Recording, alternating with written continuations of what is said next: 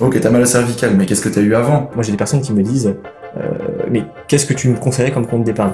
Sous quel régime tu t'es mis? Parce que tu sais, il y a différents statuts possibles. Toi, tu as décidé de commencer par quel type de statut? On se pose, verdure, montagne derrière en background, genre c'est magnifique et tout. Quels sont tes projets à horizon 2, 3, 4, 5 ans? Salut à tous et bienvenue sur un nouvel épisode de Café au verre d'eau. Donc ça fait quelques semaines qu'on n'a pas tourné, peut-être même quelques mois. C'est pour ça que l'intro, là, ça fait 2-3 fois qu'on l'a refait parce qu'on n'est plus habitué. Il y a quelques fous rires, mais ça fait partie du direct. Mais on vous avait fait une promesse sur Instagram, je sais pas si vous vous rappelez. On avait dit qu'on reviendra en septembre. Exactement. Et ben, on revient vraiment fin septembre. Exactement. Aujourd'hui, je suis avec David et on reçoit un nouvel invité qui s'appelle Hugo. Chantez les gars. Hugo qui est ostéo et qui va nous partager aujourd'hui son premier mois d'activité, comment est-ce que ça s'est déroulé, quelles difficultés il a rencontrées.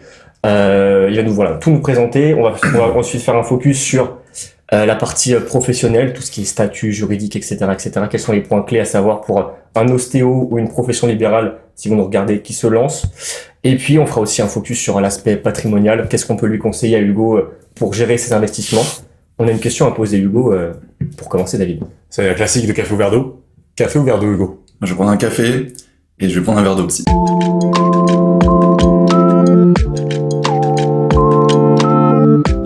Ça y est, Hugo, t'as eu ton café et ton verre d'eau. Il en a de la chance parce que normalement c'est soit le café, soit le verre d'eau. Mais pour toi, tu vois, on a fait une exception. Invité d'exception. Exactement. On espère que le podcast sera d'exception. Mais on n'en doute pas, on n'en doute pas. Et donc du coup, toi, t'es ostéopathe, c'est pas ça? Ouais, ostéopathe depuis là cette année. J'étais diplômé en juin. Ah, c'est très récent, donc tu t'es lancé il y a un mois, c'est ça, en tant qu'indépendant. Ouais, ça fait 2 petits mois parce que j'ai pas pris de vacances. Je me suis dit ok, on va charbonner, mais bon, ça, on verra ça plus tard. Ok, nickel. Est-ce que pour que tout le monde comprenne, tu pourrais te présenter et dire pourquoi tu t'es lancé dans l'activité d'ostéopathie pour que les gens puissent en savoir davantage sur toi? Ouais, grave. Bah en fait, en plus à la base, j'étais pas du tout voué à faire ostéopathe. J'étais avec Anthony en SES, enfin en bac ES, bac ES. Exactement. Ça va, il était facile à supporter, ce monsieur? Il était facile à supporter, on a de très bonnes anecdotes, on ne peut pas le divulguer ici, sinon on ira sûrement en prison, mais ça c'est pas grave, c'est un autre sujet. On va être boycotté Voilà, par YouTube. C'est compliqué. Mais non, ouais, j'étais pas du tout passionné par tout ce qui était sciences et vie, tout ça. L'aspect scientifique, c'était pas ton l'aspect truc. scientifique, franchement, flemme, mais vraiment flemme, quoi. Donc je suis parti faire STAPS. Arrivé en STAPS à Paris Descartes, j'ai découvert l'anatomie et la physiologie, matière qui, pour la première fois, m'intéressait. Alors je dis pas que j'étais bon, je dis pas que j'étais nul, effectivement, je suis toujours milieu de tableau, Anthony a toujours eu 14,5, moi 13,5, tu vois, enfin, toujours un détail. C'est cette rivalité du lycée là qui un invité d'exception, mais pas trop non plus, tu vois, on peut pas tout faire. Et non, en fait, j'aimais bien les travailler. Donc je rentrais de l'école, et j'étais en mode, ok, l'anatomie, pourquoi pas. Et en fait, j'ai terminé ma première année de licence tranquillement, il y a pas eu de problème. Et j'ai une amie qui est partie faire voir Holistea, donc c'est une école qui se situe à Cergy. D'accord. Je me suis dit bah vas-y, je vais aller voir. Et j'ai même pas cherché à comprendre. J'ai fait un petit tour et j'ai dit vas-y. Donc t'as fait 1 an de STAPS et directement après Holistea, c'est ça? Ouais, exactement. Ok. Et 4 ans de Holistea? 5 ans. 5 ans. 5 ans d'Holistea, ouais. Donc 6 ans d'études au final. Oh, 6 ans d'études au final, ouais. Ok. Et STAPS aussi, c'est parce que t'aimais le sport en général, t'as une Ouais. passion d'ailleurs à ce niveau-là? Bah ouais, moi je suis plutôt basket et après je suis un peu touche à tout, j'aime bien jouer faire de tout dans les sports. Je pense qu'au bowling je vous prends tous les deux. Ah bon? Ouais, ça reste à savoir ça. Toi, on est pas Si. Petite anecdote. Ce monsieur au lycée, en première terminale, il était matrixé par le basket et tu faisais un peu des paris sportifs et t'avais fait un tableau avec une analyse de tous les matchs, quel joueur jouait dans tel match, tu t'étais fait en fait un tableau à toi, personnalisé, Ouais, je me souviens. où tu suivais les résultats.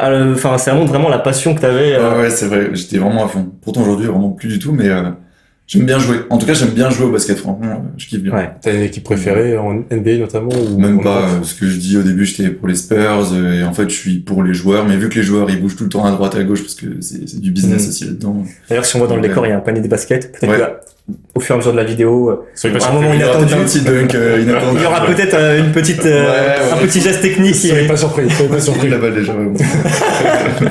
Ça marche. Bon. Ok, donc, STAPS, Holistea, et donc finalement, depuis 1 mois, ostéo. Et depuis 1 mois, ouais, ostéopathe. C'est ouf de Ok. se dire ça en vrai, ostéopathe. Ok. Félicitations d'ailleurs. Est-ce que Ouais, tu peux c'est- nous expliquer comment s'est passé Alors, une fois que tu as ton diplôme, comment ça s'est passé? Quelles ont été les différentes étapes? Dès que j'ai eu le diplôme, j'en ai bien profité déjà, on a fait de bonnes fêtes. Hein, ça c'est. Très Je voulais vous demander un Ricard, mais c'était un peu ça. Peut-être après le café au Voilà, c'est ça. c'est possible. Après le sushi là. Et non, ça s'est bien passé, mais je me suis dit que je voulais travailler directement. En fait, pour l'anecdote, je suis parti au Pérou rejoindre ma copine, ma femme, presque on s'est fiancés Félicitations. récemment. Donc merci. Et On l'embrasse d'ailleurs. Bah ouais, on l'embrasse. Toi tu l'embrasses, moi je lui fais un coucou, c'est tout, mais. Tu pourras nous raconter comment Restera ça à nos places. Tu pourras nous raconter si tu souhaites comment ça s'est passé d'ailleurs au Pérou.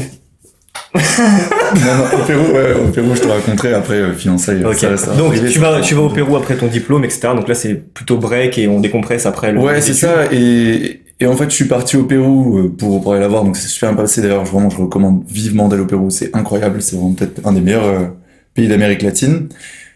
Et puis, je me suis dit, non, je viens de prendre des grandes vacances. Là, je suis allé au Pérou. Même si c'était pendant la période où il n'y avait pas de vacances, moi, je suis parti. Donc, j'avais pas besoin forcément d'en reprendre directement. Donc, je me suis dit, ok, je vais faire un petit peu de thunes.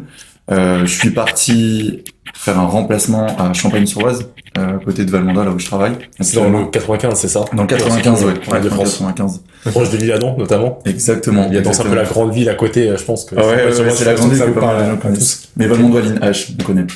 Ok. Et donc, voilà. Et j'ai fait un mois. Ça s'est plutôt bien passé, disons que c'était le mois d'août. Alors comment t'as trouvé ce remplacement? Alors c'est quelqu'un que je connais. Du C'est lui bouche à qui m'a, oreille. en fait, c'est mon ostéopathe à la base. Ok, d'accord. Donc en fait, petit à petit, Ok. voilà, on est arrivé là. Donc un mois en remplacement. Un mois en remplacement. Comment ça s'est passé les premiers patients? Parce que malgré tout l'école c'est très bien, mais c'est la théorie. Comment ça se passe en pratique? Ton ressenti, tu t'es bien senti à l'aise tout de suite? Ouais, en fait, je vais pas faire une promo de l'école, mais on a une clinique au sein de l'école. C'est-à-dire que à partir du milieu de la 4e année et de la 5e année, t'es projeté directement dans la clinique. Et dans cette clinique, t'as des patients qui viennent, ils ont un abonnement mensuel, tu vois, ils viennent. Et puis, donc, en fait, on était amené à avoir peut-être 3-4 patients par jour, Ok. et en autonomie. Après, si tu veux appeler un prof, t'appelles un prof et il vient t'aider. Et donc, ouais, quand je suis arrivé au cabinet, j'avais franchement pas de soucis pour le prendre. La petite appréhension de se dire, ah, ok, c'est le premier patient. Mais vite fait, tu vois, genre, après, tu parles, et c'est un métier d'humain, donc en fait, tu parles d'humain à humain. Tu leur as dit à tes patients que c'était les premiers à se faire soigner par toi? Non, je vais pas spécifier. Ouais. Je pense qu'ils savent, voilà, il y a écrit Ouais. remplaçant. Ok. Ils sont venus, voilà. Donc petit mois là-dessus, et puis j'ai lancé mon cabinet à Valmondois, Ok. justement. D'accord. Et donc un premier mois qui commence assez bien. Ouais, je suis assez content en tout cas par rapport aux J'espère. objectifs fixés. Je pense que ça peut. Alors moi, ça m'intéresse toi aussi et ça peut intéresser l'audience. Comment ça s'est passé pour trouver ce cabinet-là? Quelles ont été les démarches? Ouais, c'est assez compliqué. Ça, c'est tout le off au final qu'on voit pas spécialement. Ouais, carrément. C'est marrant parce Pourquoi que ce secteur aussi au final? Parce que peut-être que tu habites proche de cette ville. c'est simple, en fait, j'habite C'est dans, vraiment c'est même pas une ville, c'est un village. Vraiment, c'est un petit village, on est 1002. Mais, c'est un petit village de Gaulois, tu vois. Vraiment, tout le D'accord. monde se connaît un petit peu et tout, donc c'est assez cool. Donc, c'était un peu une évidence de se poser ici. À côté, je voulais avoir un autre cabinet, c'est en cours, hein, mais j'aimerais avoir plusieurs cabinets directement. Je travaille aussi dans une équipe de rugby à Sartrouville. Ok.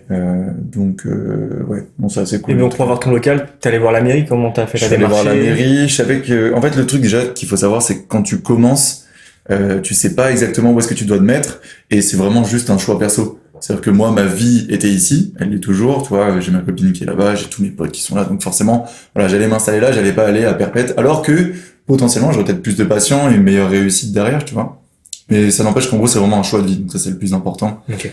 Et donc après, ouais, je me suis posé là, je suis allé voir la mairie, il y avait pas d'ostéopathe à Valmondois, par contre, autour, il y a du monde. Ouais. Aller là-dedans, comme tu disais, il y a 15 ostéos, je crois, par moins 4. Ouais. Et je me suis dit, vas-y, lance-toi. De toute façon, je pense que c'est pas de la prétention, mais juste, tu feras la différence et faut que tu te lances. C'est pas ça qui doit me freiner, c'est pas parce qu'il y a 15 personnes que, non, je connais du monde dans le coin, j'ai mon petit truc, enfin voilà, je peux réussir aussi. Est-ce que selon toi, c'est un domaine concurrentiel? Grave. Enfin, malgré ce que je viens de dire, hein, c'est concurrentiel. Mine de rien, toi, t'habitais où déjà de base? À Presles. Après, tu vois, je sais pas combien il y a d'ostéos. Courcelles. T'es pas Exactement. à Courcelles. Non, Ah, ok. Courcelles, c'est le nom de la ligne. Ouais, après, je sais pas si, bon, il doit y en avoir forcément des hostos. Oui, si, t'en as c'est sûr. partout, oui, c'est ça, c'est un milieu concurrentiel. Puis après, t'as plein de villes aux alentours. T'as Montsou, t'as Persan, t'as Beaumont-sur-Oise. Enfin, donc, au final, dans l'agglomération, autour d'Isle-Adam, il y a tellement de villes, avec, j'imagine, plein de cabinets qui sont déjà créés. Tout à l'heure, tu Ouais, disais qu'il y avait j'imagine. 15 15 ostéos à ostéos à l'Isle-Adam. J'imagine, en vrai, oui, c'est concurrentiel parce que Toi, t'es patient de l'île, t'habites à l'Isle-Adam. Tu regardes sur Google, ok, tu prends dans les 3 premiers ostéos qui tombent, et là tu vas aller les chercher. Mais sinon, tous ceux qui sont en bas de page, si tu les connais pas de bouche à oreille, ou alors tu les prends des fois par défaut. Généralement, je pense. ouais, c'est ça. Tu peux les prendre des fois par défaut parce que malheureusement il y a plus que eux qui ont des créneaux disponibles. Et peut-être que effectivement c'était pas le premier choix initialement. Ouais. Et donc tout à l'heure tu nous expliquais en off que il y avait différentes manières de se lancer. Toi, si j'ai bien compris, t'as pris la manière entre guillemets la plus courageuse qui soit, de créer vraiment d'ouvrir ta structure.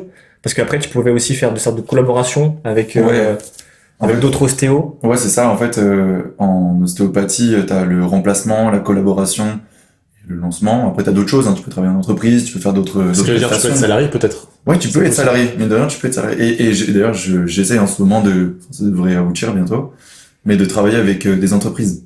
D'accord. Directement. Ouais, tu vois, avec le CECE, avec le QSE, je sais plus. C'est des petites prestations en plus. Et courageux, je sais pas, parce que je pense que, comme je t'ai dit, c'est propre à chacun. Il y en a qui vont faire du remplacement pendant 3-4 ans parce que, en fait, tu tâtes le terrain aussi, tu vois. Moi, dès le début, ça a été au niveau patientèle, l'assurance, tout ça, ok, pourquoi pas, mais ça se trouve, ça l'est pas pour d'autres, et c'est pour d'autres raisons, ça se trouve, c'est aussi parce qu'ils ont envie de voyager. C'est franchement, là aussi, d'un point de vue emplacement, c'est un peu aussi se tirer une balle dans le pied si je fais pas de chiffres. Parce que eux, ils vont pouvoir voyager. Tu peux aller faire des remplacements à La Réunion, tu peux aller faire des remplacements dans d'autres pays, tu peux faire des trucs de fou. Et moi, je kiffe voyager, donc je me dis pourquoi pas. Mais disons que je vais essayer de passer par la case. Je fais mon cabinet, je me fais un petit peu d'argent, et avec cet argent-là, je pars. Voilà. Ok. Et pendant ce premier mois d'activité, est-ce que tu as rencontré des difficultés au niveau par exemple, pour trouver sa clientèle? Bah, mine de rien, je pensais. En gros, pour tout vous dire, j'avais mis en objectif, j'avais mis, je crois, 3-4 patients Par jour? Non, j'avais dit sur le mois, je crois. Ok. J'ai vraiment mis au plus bas et, ouais, on me dira sûrement, ouais, tu te dévalorises. Peut-être. J'ai pas je me dis, ça, c'est Valmondois, il y a 1200 habitants, même si tu connais du monde, ça se trouve, les gens, ils ont pas forcément envie. Il y a d'autres ostéos, et la concurrence. Ils sont déjà installés depuis plusieurs mois, qui ont déjà leur clientèle attitrée. C'est ça. Bah, là, premier mois. Les personnes n'ont pas forcément changer d'ostéopathe, ils sont habitués avec telle personne, ouais. Donc c'est pas un peu comme un coiffeur, au final, une fois qu'on a trouvé son coiffeur, on change. C'est ça, tu ne bouges pas, en fait. Si tu bouges pas, t'es bien, t'es ancré, donc autant rester. Et puis finalement, là je te parle, je vais avoir 49-50 patients fin du mois. Ok. Donc plutôt une belle première réussite pour le premier mois. J'avoue, une surprise, vraiment une surprise. Parce que même 50, je trouve que c'est beaucoup. Okay. Mais après, à voir si c'est pas le fait que je surfe un peu sur cette vague de « Ah, il y a un nouvel ostéo dans le coin », parce que là, au mois d'octobre, j'ai peut-être pas autant de rendez-vous qu'au début. Première semaine de septembre, 16 patients. Tu vois. Après, ouais. Le fait d'être que j'ai pas beaucoup de créneaux et tout, je travaille que le lundi et d'autres journées de manière exceptionnelle. Incroyable. Et en plus, des patients, au-delà du fait d'avoir des patients, c'est archi cool. Okay. Tu t'entends bien avec, le feeling et tout, donc tu te dis, ok, j'ai quand même choisi un endroit où je vais peut-être me plaire, quoi. Donc c'est cool. Et comment justement tu as fait pour développer ta clientèle? Est-ce que tu as utilisé Internet, avec notamment le référencement, ou est-ce que tu as utilisé d'autres manières, peut-être le bouche à oreille, parce que vu que tu vis dans le 95 depuis un petit moment, quelles sont les méthodes que tu as utilisées? Selon moi et de ce que j'ai entendu parler autour, le bouche à oreille, la base, c'est ce qu'il y a de mieux, tu vois. Après, il y a d'autres choses. Il va y avoir Google, les réseaux sociaux, Facebook notamment. Facebook, ça a bien marché. Et après, tout se mesure. Donc derrière, moi j'ai un petit tableau Excel où je me dis, ok, voilà, tel patient vient de Facebook, tel patient vient de bouche à oreille, et ça se mesure. Et après, c'est là où je dois essayer de jouer aussi. C'est-à-dire que si Facebook ça marche bien, il faut que je continue avec Facebook. Si Insta ça marche pas, parce que je fais des petits contenus aussi sur Insta, mais c'est rien, hein, c'est histoire de suivre un petit peu. Si ça marche pas, et c'est le cas, Insta m'a rapporté peut-être un patient ou deux, pas plus sur le mois. Ça va pas être le public parce que c'est pas public cible. Facebook, je pense que ça désavantage des personnes de 40 à 70 ans, je dirais. Tandis que Instagram, c'est plus jeune, donc je dirais que plutôt des personnes entre 15 et 40 ans. Si on englobe tout. Et là, par exemple, tu vas pas avoir la même. Le client que tu as eu grâce à Instagram, c'était quelle typologie de client? Alors, on dit le patient chez moi. La patientèle. Il a dit la patientèle, je connaissais pas ce mot. Je connaissais. Mais au début, c'était bizarre, mais après, maintenant, je travaille aussi chez Nature Découverte. Des fois, je leur dis, ouais, les patients, et je me trompe, enfin, bref, je m'embrouille. Et c'est quoi ta question? C'était quel type de patient? Tranche d'âge, comment il a trouvé ton contenu sur Instagram, tu vois ce que je veux dire? Ouais, grave. Pas contenu sur Instagram, pas trop, parce que du coup, je vais avoir un ou deux, et encore. Le reste sur Facebook, bah, très simplement, sur les annonces de groupes, de mairie, de machin, donc ça a bien marché. Et la tranche d'âge, globalement, je pense qu'on tourne entre, une tranche de 40 à 70. Ok. Après, j'ai eu la chance de directement avoir eu des nourrissons. J'ai eu 2 nourrissons, des enfants de moins de 5 ans. Nourrissons, donc des bébés de 1 an, 2 ans, c'est ça? J'ai eu 6 mois, je crois. Ah ouais, tu fais de l'ostéopathie sur des nourrissons. Ouais, grave. Ok. Ouais. Avec les grandes mains, ça fait un peu bizarre quand ils ont ta main. Non, mais... Tu te dis, what the et qu'est-ce que tu fais? petit. Ça peut être quel genre de problématique, en fait? Je sais pas, des maux de ventre, tu vois, des coliques. Il y en a beaucoup. Donc ça, ouais, on peut traiter ça aussi. Ah oui, je savais pas du tout que... Des plagiocéphalie aussi, je sais pas si ça te parle, plagiocéphalie. Non. C'est quand t'as un côté du crâne, justement, qui est aplati.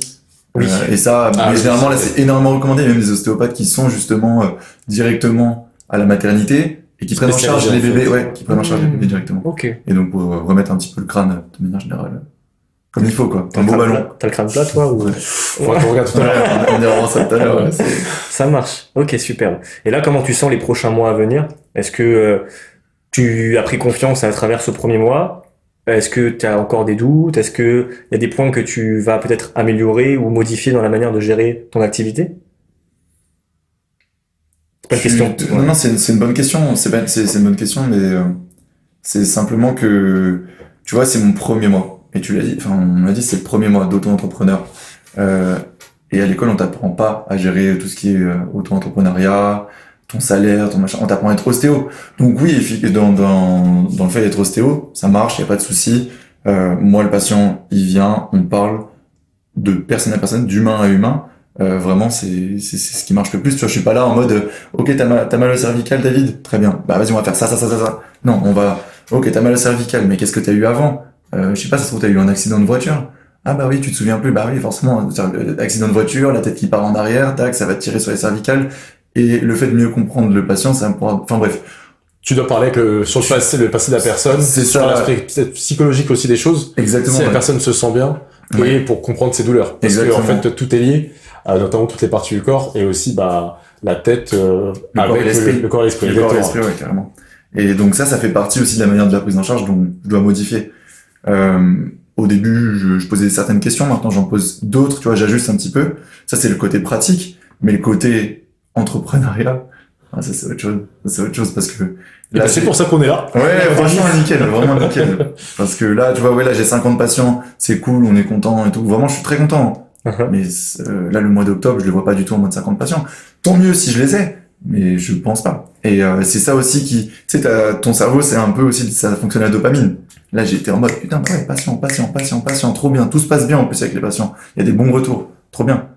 La semaine prochaine, j'ai 2 patients sur mon créneau. Ça peut être un peu anxiogène, ça. Ouais, un petit peu. C'est vrai que des fois, tu penses tout le temps. Tu vois, c'est pas... je sais pas pour vous, mais on en parlait un petit peu tout à l'heure. Tu vois, tu travailles, t'as ton taf, t'as ton quota à faire, tu rentres chez toi, t'as ta vie à toi, tu vois. Bien sûr. Là, je rentre chez moi, il y a des jours où vraiment...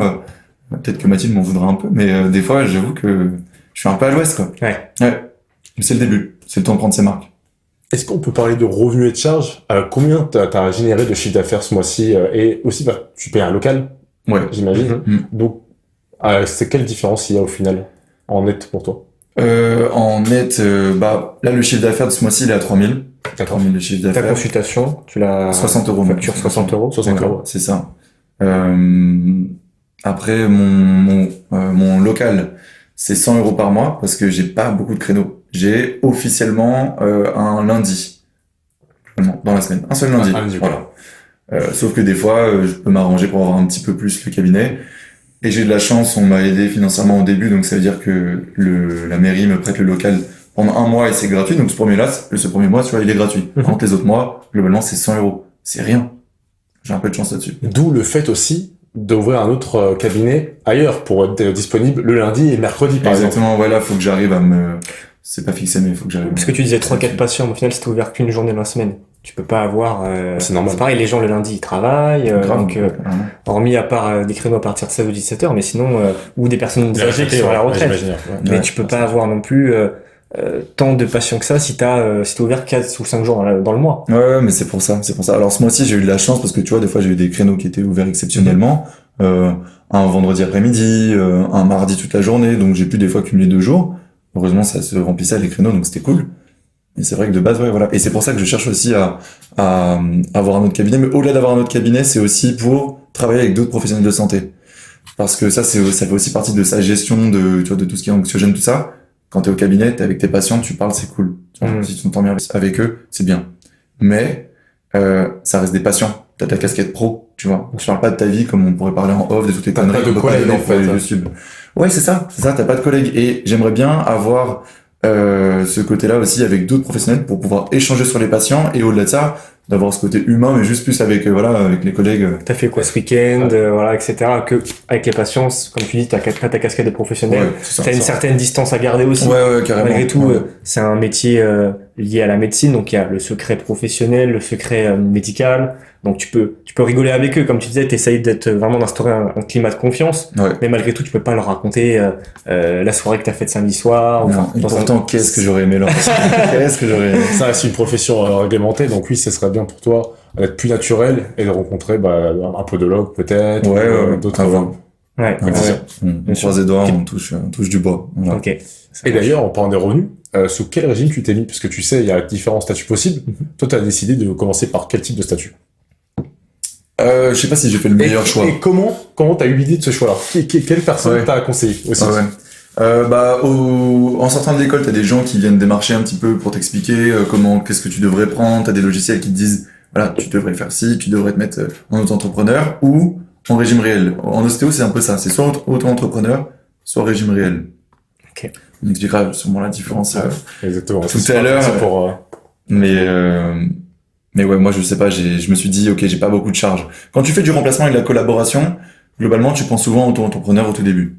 Parce que voilà, tu vas faire du chiffre, t'as ton abattement forfaitaire de 34%, voilà, c'est vite vu. Quand tu ouvres ton cabinet, si t'as pas mal de charges, c'est peut-être plus intéressant que tu te mettes au régime réel, parce que justement tu vas pouvoir déduire des impôts certaines des charges, notamment le local par exemple. Ouais, notamment. Exactement. Le local, la voiture, je sais pas, la table. Non, t'as quand même pas mal de choses. Peut-être même tes repas du midi. Tu peux le mettre en note de frais, tu les payes personnellement et après tu les inclus dans ta société pour faire une charge. Donc il y a plusieurs solutions. Mais moi, à ta place, c'est ce que j'aurais fait. Je sais pas ce que t'en penses, Anthony. Mais j'aurais commencé en micro-entrepreneur, tout simplement parce que tu démarres ton activité, donc tu vas pas générer au début des revenus conséquents. Et c'est normal. Et donc, l'avantage aussi, c'est que t'as beaucoup moins de démarches administratives quand tu es auto-entrepreneur. Et puis, tu nous l'as dit tout à l'heure, tu bénéficies aussi de l'ACRE. Ouais. C'est ça? Ouais. C'est super. Tu peux expliquer globalement. Ouais, alors l'ACRE, si je me souviens bien, c'est l'aide à la création ou la reprise d'entreprise. Ouais. Je crois. Ouais, je crois que c'est ça. Et en fait, c'est une aide de l'État sur les cotisations sociales, donc qui sont à la base de 22% quand t'es entrepreneur. C'est ça. Quand tu ouvres ta boîte. Mais eux, ils te font une aide, et ce qui fait que sur un an, globalement, tu vas le premier semestre ou comme ça, tu vas payer 11% de cotisations sociales, qui te réduisent de moitié. Je crois, je suis pas sûr, ça a vérifié, mais que à un moment donné, sur l'autre partie du semestre, tu vas payer peut-être 17%, et après tu vas arriver à 22. Ou alors l'hypothèse c'est 11, 22, mais globalement voilà, tu réduis tes charges sociales. Et après tu restes à 22 en fait dans l'idée. Après tu restes à 22. Et les cotisations, c'est les cotisations URSSAF que tu payes trimestriellement. Toi t'as fait le choix trimestriellement, mais je crois que si je ne dis pas de bêtises, c'est possible aussi de les payer mensuellement. Ouais, tu peux les payer mensuellement, ouais, c'est ça. Soit trimestriel, soit mensuel. Donc effectivement, là on va dire que tout à l'heure tu disais je suis pas sûr d'avoir choisi le bon régime. Bon, malgré tout, c'est ton lancement d'activité, t'as déjà beaucoup de choses à gérer entre la création de ton fonds de commerce, je sais pas si on peut appeler ça comme ça, mais en tout cas de ta clientèle ou de ta patientèle. Ouais, la patientèle. Ouais, ça m'a fait mal aux oreilles, mais fonds de commerce, clientèle, il est pas commercial. Ah ouais, non, t'es devant la caméra, oui. C'est bien, il dit n'importe quoi le monsieur à l'écran. De ta patientèle, et puis aussi ta vie perso à gérer, donc finalement, avantage en termes de charges administratives, avantage en termes de fiscalité puisque t'as pas encore énormément de charges. Effectivement, peut-être que d'ici quelques mois, une fois que ton activité sera plus facilement et plus sereinement ancrée, peut-être que tu passeras à un autre type de statut, notamment ce qu'on disait le régime réel, avec par exemple une CELARL ou une entreprise individuelle. C'est ça. Le CELALS, CELAS, alors en fait, ça, ouais. CELAS, en fait, ça reprend la SARL. Ouais. Et CELAS, ça reprend la SAS. Ouais. En fait, ça dépend si tu pourrais faire te payer en salaire ou en dividende. Donc là, il faudra faire le choix, en fait, pour ce qui est mieux pour toi. Donc là, je te conseille d'aller voir un comptable pour qu'il explique bien la différence. Bien sûr. Et on verra en fonction de ton cas si c'est mieux que tu te payes en salaire ou en dividende. Ok. Et également, ce qui est trop bien avec ça, c'est que tu pourras choisir tes revenus. Tandis que là, en fait, on t'impose directement tous les revenus que tu as, en fait. Tu peux pas te dire, bah tiens, ce mois-ci, je vais le payer à 2500 €. Parce que tout va être généré par ton activité. Ok. Donc, il y a ça. Et également, bah, tu dois payer l'impôt sur le revenu. Donc, on a parlé des cotisations, mais il y a aussi l'impôt sur le revenu. Tu sais que tu as un abattement de 34%. Ouais, en Vu même temps. Exactement. Ouais. Et que tu as une activité libérale. Et le plafond est de 77 700. Quand tu dépasseras ce plafond, d'office, tu seras au régime réel. Ouais. D'office. Après, ce qui est bien aussi avec la CELAR ou la CELAS, comme tu m'as dit tout à l'heure, c'est que c'est une société, donc tu as le statut de dirigeant et ton patrimoine personnel n'est pas engagé sur ta responsabilité sur la société. Donc ça veut dire que si jamais, pour une raison X ou Y, malheureusement ta société ne fonctionne pas très bien, on pourra pas, ou en tout cas dans la majorité des cas, pas venir te saisir ou te ponctionner sur ton patrimoine perso. Ah, c'est intéressant. Après ça, je sais qu'il peut y avoir différentes subtilités parce que si on arrive à prouver que tu as eu un défaut de gestion dans ton entreprise, là ça peut justement finalement se retourner contre toi et malgré tout avoir un impact sur ton patrimoine personnel. Je vais pas rentrer dans le détail parce que c'est assez technique et juridiquement faut vraiment être certain des différents cas des différents exemples, mais en tout cas effectivement c'est à creuser à ce niveau-là comme a dit David avec un comptable tout à fait. Ouais. Surtout que j'avoue je connaissais pas du tout. Moi pour moi on est que en EI, une entreprise individuelle. Et c'est là. Exactement. Ouais. Parce que c'est pourquoi parce que c'est une profession réglementée. Ouais. C'est vraiment le fait d'être libéral en fait et en plus dans le domaine de la santé. Donc vraiment tu seras forcément obligé je pense au moment de choisir entre la CR et la SAS. Quand tes revenus sont assez conséquents. Même si je suis en entreprise individuelle. Ah bah après c'est vrai que tu pourras rester au réel. Parce que je crois que nous on est que en entreprise individuelle. On est en EI forcément et pas forcément en CELAS ou en CELAR. Faut que je me renseigne. Tu peux choisir. Non, ce qui est intéressant, c'est que tu vas être sur l'impôt sur les sociétés. Tandis que là, tu vas rester sur l'impôt sur le revenu. Ok. Et donc, du coup, ça, c'est un sacré avantage. C'est que c'est un barème progressif, l'impôt sur le revenu. Ouais. Avec différentes tranches, 0%, 11%, 30%, 41, 45. Bien révisé. C'est bien ça. Vraiment pas mal. Et donc, plus tu vas gagner d'argent, plus tu vas augmenter de tranches. Alors, c'est progressif, donc tu vas pas être imposé à 45% sur tous tes revenus que tu vas gagner. Mais du moins, effectivement, l'impôt sur les sociétés, il y a un forfait. C'est en fonction du bénéfice. Exactement. D'où le fait aussi d'imputer les charges. Parce que plus tu imputes les charges, moins tu auras de bénéfices. Ouais. Et donc au départ, en fait, tu auras un barème entre 0 et à peu près 40 000 €. C'est ça. Hein. Et après, c'est un peu plus de 40 000 €. Ouais. De mémoire, ça va être 15 ou 25% en fait, de 0 à 40 000. Ouais. Et après, ça va être un petit peu plus, entre la tranche supérieure à 40 000. Mais c'est pas progressif comme l'impôt sur le revenu. Il y a juste deux tranches d'impôt. C'est ça. Donc c'est plus facile, donc c'est plus facile à calculer et plus avantageux potentiellement. C'est un petit peu comme sur les SCI à l'IS ou à l'IR, etc. C'est ça, exactement. Tout à fait. Donc ça, à voir. De toute façon, tu peux te renseigner auprès de comptables ou même dans les banques en général. Il y a des conseillers professionnels spécialisés dans les activités libérales qui, eux, sont à même de pouvoir t'accompagner là-dessus. Alors, sur les statuts, ils pourront te conseiller, etc. Ils pourront aussi te conseiller différentes formules si tu as besoin notamment de TPE pour payer avec tes clients, etc. Ça, je sais pas comment tu fais d'ailleurs pour tes premiers clients. C'est des chèques ou de l'espèce? Ouais, c'est du blanchiment. Comment ça se passe? C'est du blanchiment. Je suis avec Pablo. Au Pérou? Tu l'as ramené du Pérou? Au Pérou, ouais. J'ai checké un gars, un Sherpa, là. Je me suis dit, vas-y, let's go, on y va. Non, mais en fait, c'est assez controversé. Enfin, c'est pas controversé, c'est qu'il y a deux bandes. Ouais.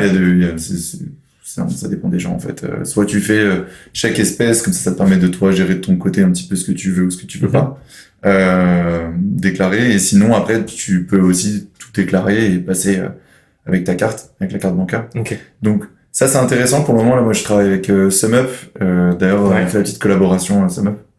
Non, il n'y a pas de collab, non. Il n'y a pas de collab. SumUp. Non, mais là, je travaille avec ça, c'est un Tap to Pay, c'est tout nouveau. Ouais. Je sais pas si, c'est avec Apple, non? C'est pas ça? Je sais pas si c'est que avec Apple. En tout cas, moi, j'ai sur mon téléphone, je mets Tap to Pay, je mets 60 €, je mets pas de TVA, bam, je montre et... Ouais.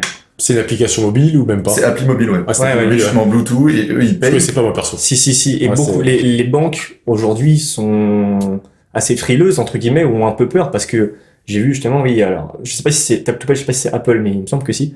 Du coup, Apple, limite, maintenant, se met aussi sur le marché de la carte bancaire, se met sur le marché des TPE. Et donc, les banques qui, elles, ne proposent pas spécialement ces services-là, c'est une nouvelle concurrence en plus, avec justement des frais réduits, Tu payes combien? C'est un Frais réduits, c'est un grand mot. Enfin, parce que je suis à 1,75. C'est un pourcentage? Ouais, de pourcentage. Donc, par exemple, moi, sur 60 euros, ils me prennent 1,05 €. Si je dis pas de bêtises. Sur 70, là, je peux pas te faire de tête, mais donc, globalement, j'avais remarqué, et moi, j'avais entendu parler d'une autre offre où un TPE, on te passait, t'avais un TPE fixe, et en gros, c'était 20 € par mois. D'accord. Okay. Et donc, je me suis dit, voilà, si là, donc, on regardera sur 3 ou 4 plusieurs mois que je check un petit peu si ça vaut le coup. Là, je suis chez SumUp. S'il y a plus de 20 patients par mois qui reviennent, je basculerai du coup. En l'occurrence, je te le souhaite. Ouais, normalement, ce serait l'objectif. J'espère aussi. Objectif 2025, 20 patients par mois.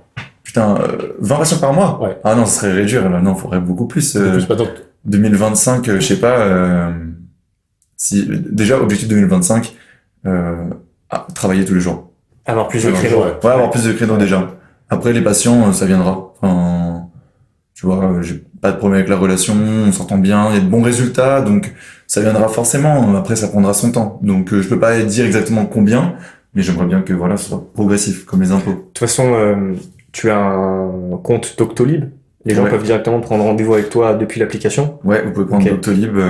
D'ailleurs, le QR code ou le truc s'affiche directement ici, ça marche pas ça. Si, ça marche. Alors, le QR code, je sais pas, pourquoi pas. On va dans la merde. On va essayer. On parle de tout à l'heure. On va pouvoir mettre ton lien, en fait, Doctolib, sur la page YouTube. Exactement, en description. Également, l'Instagram. Ah putain. C'est LinkedIn, Hugo? Ouais, j'ai LinkedIn. Et bon, on mettra tout LinkedIn. On mettra les réseaux sociaux. Le Insta, il y a tout ce que vous voulez. Si j'ai Doctolib, et effectivement, ça aide aussi en termes de visibilité et même de gestion de patients, tu vois. C'est cool.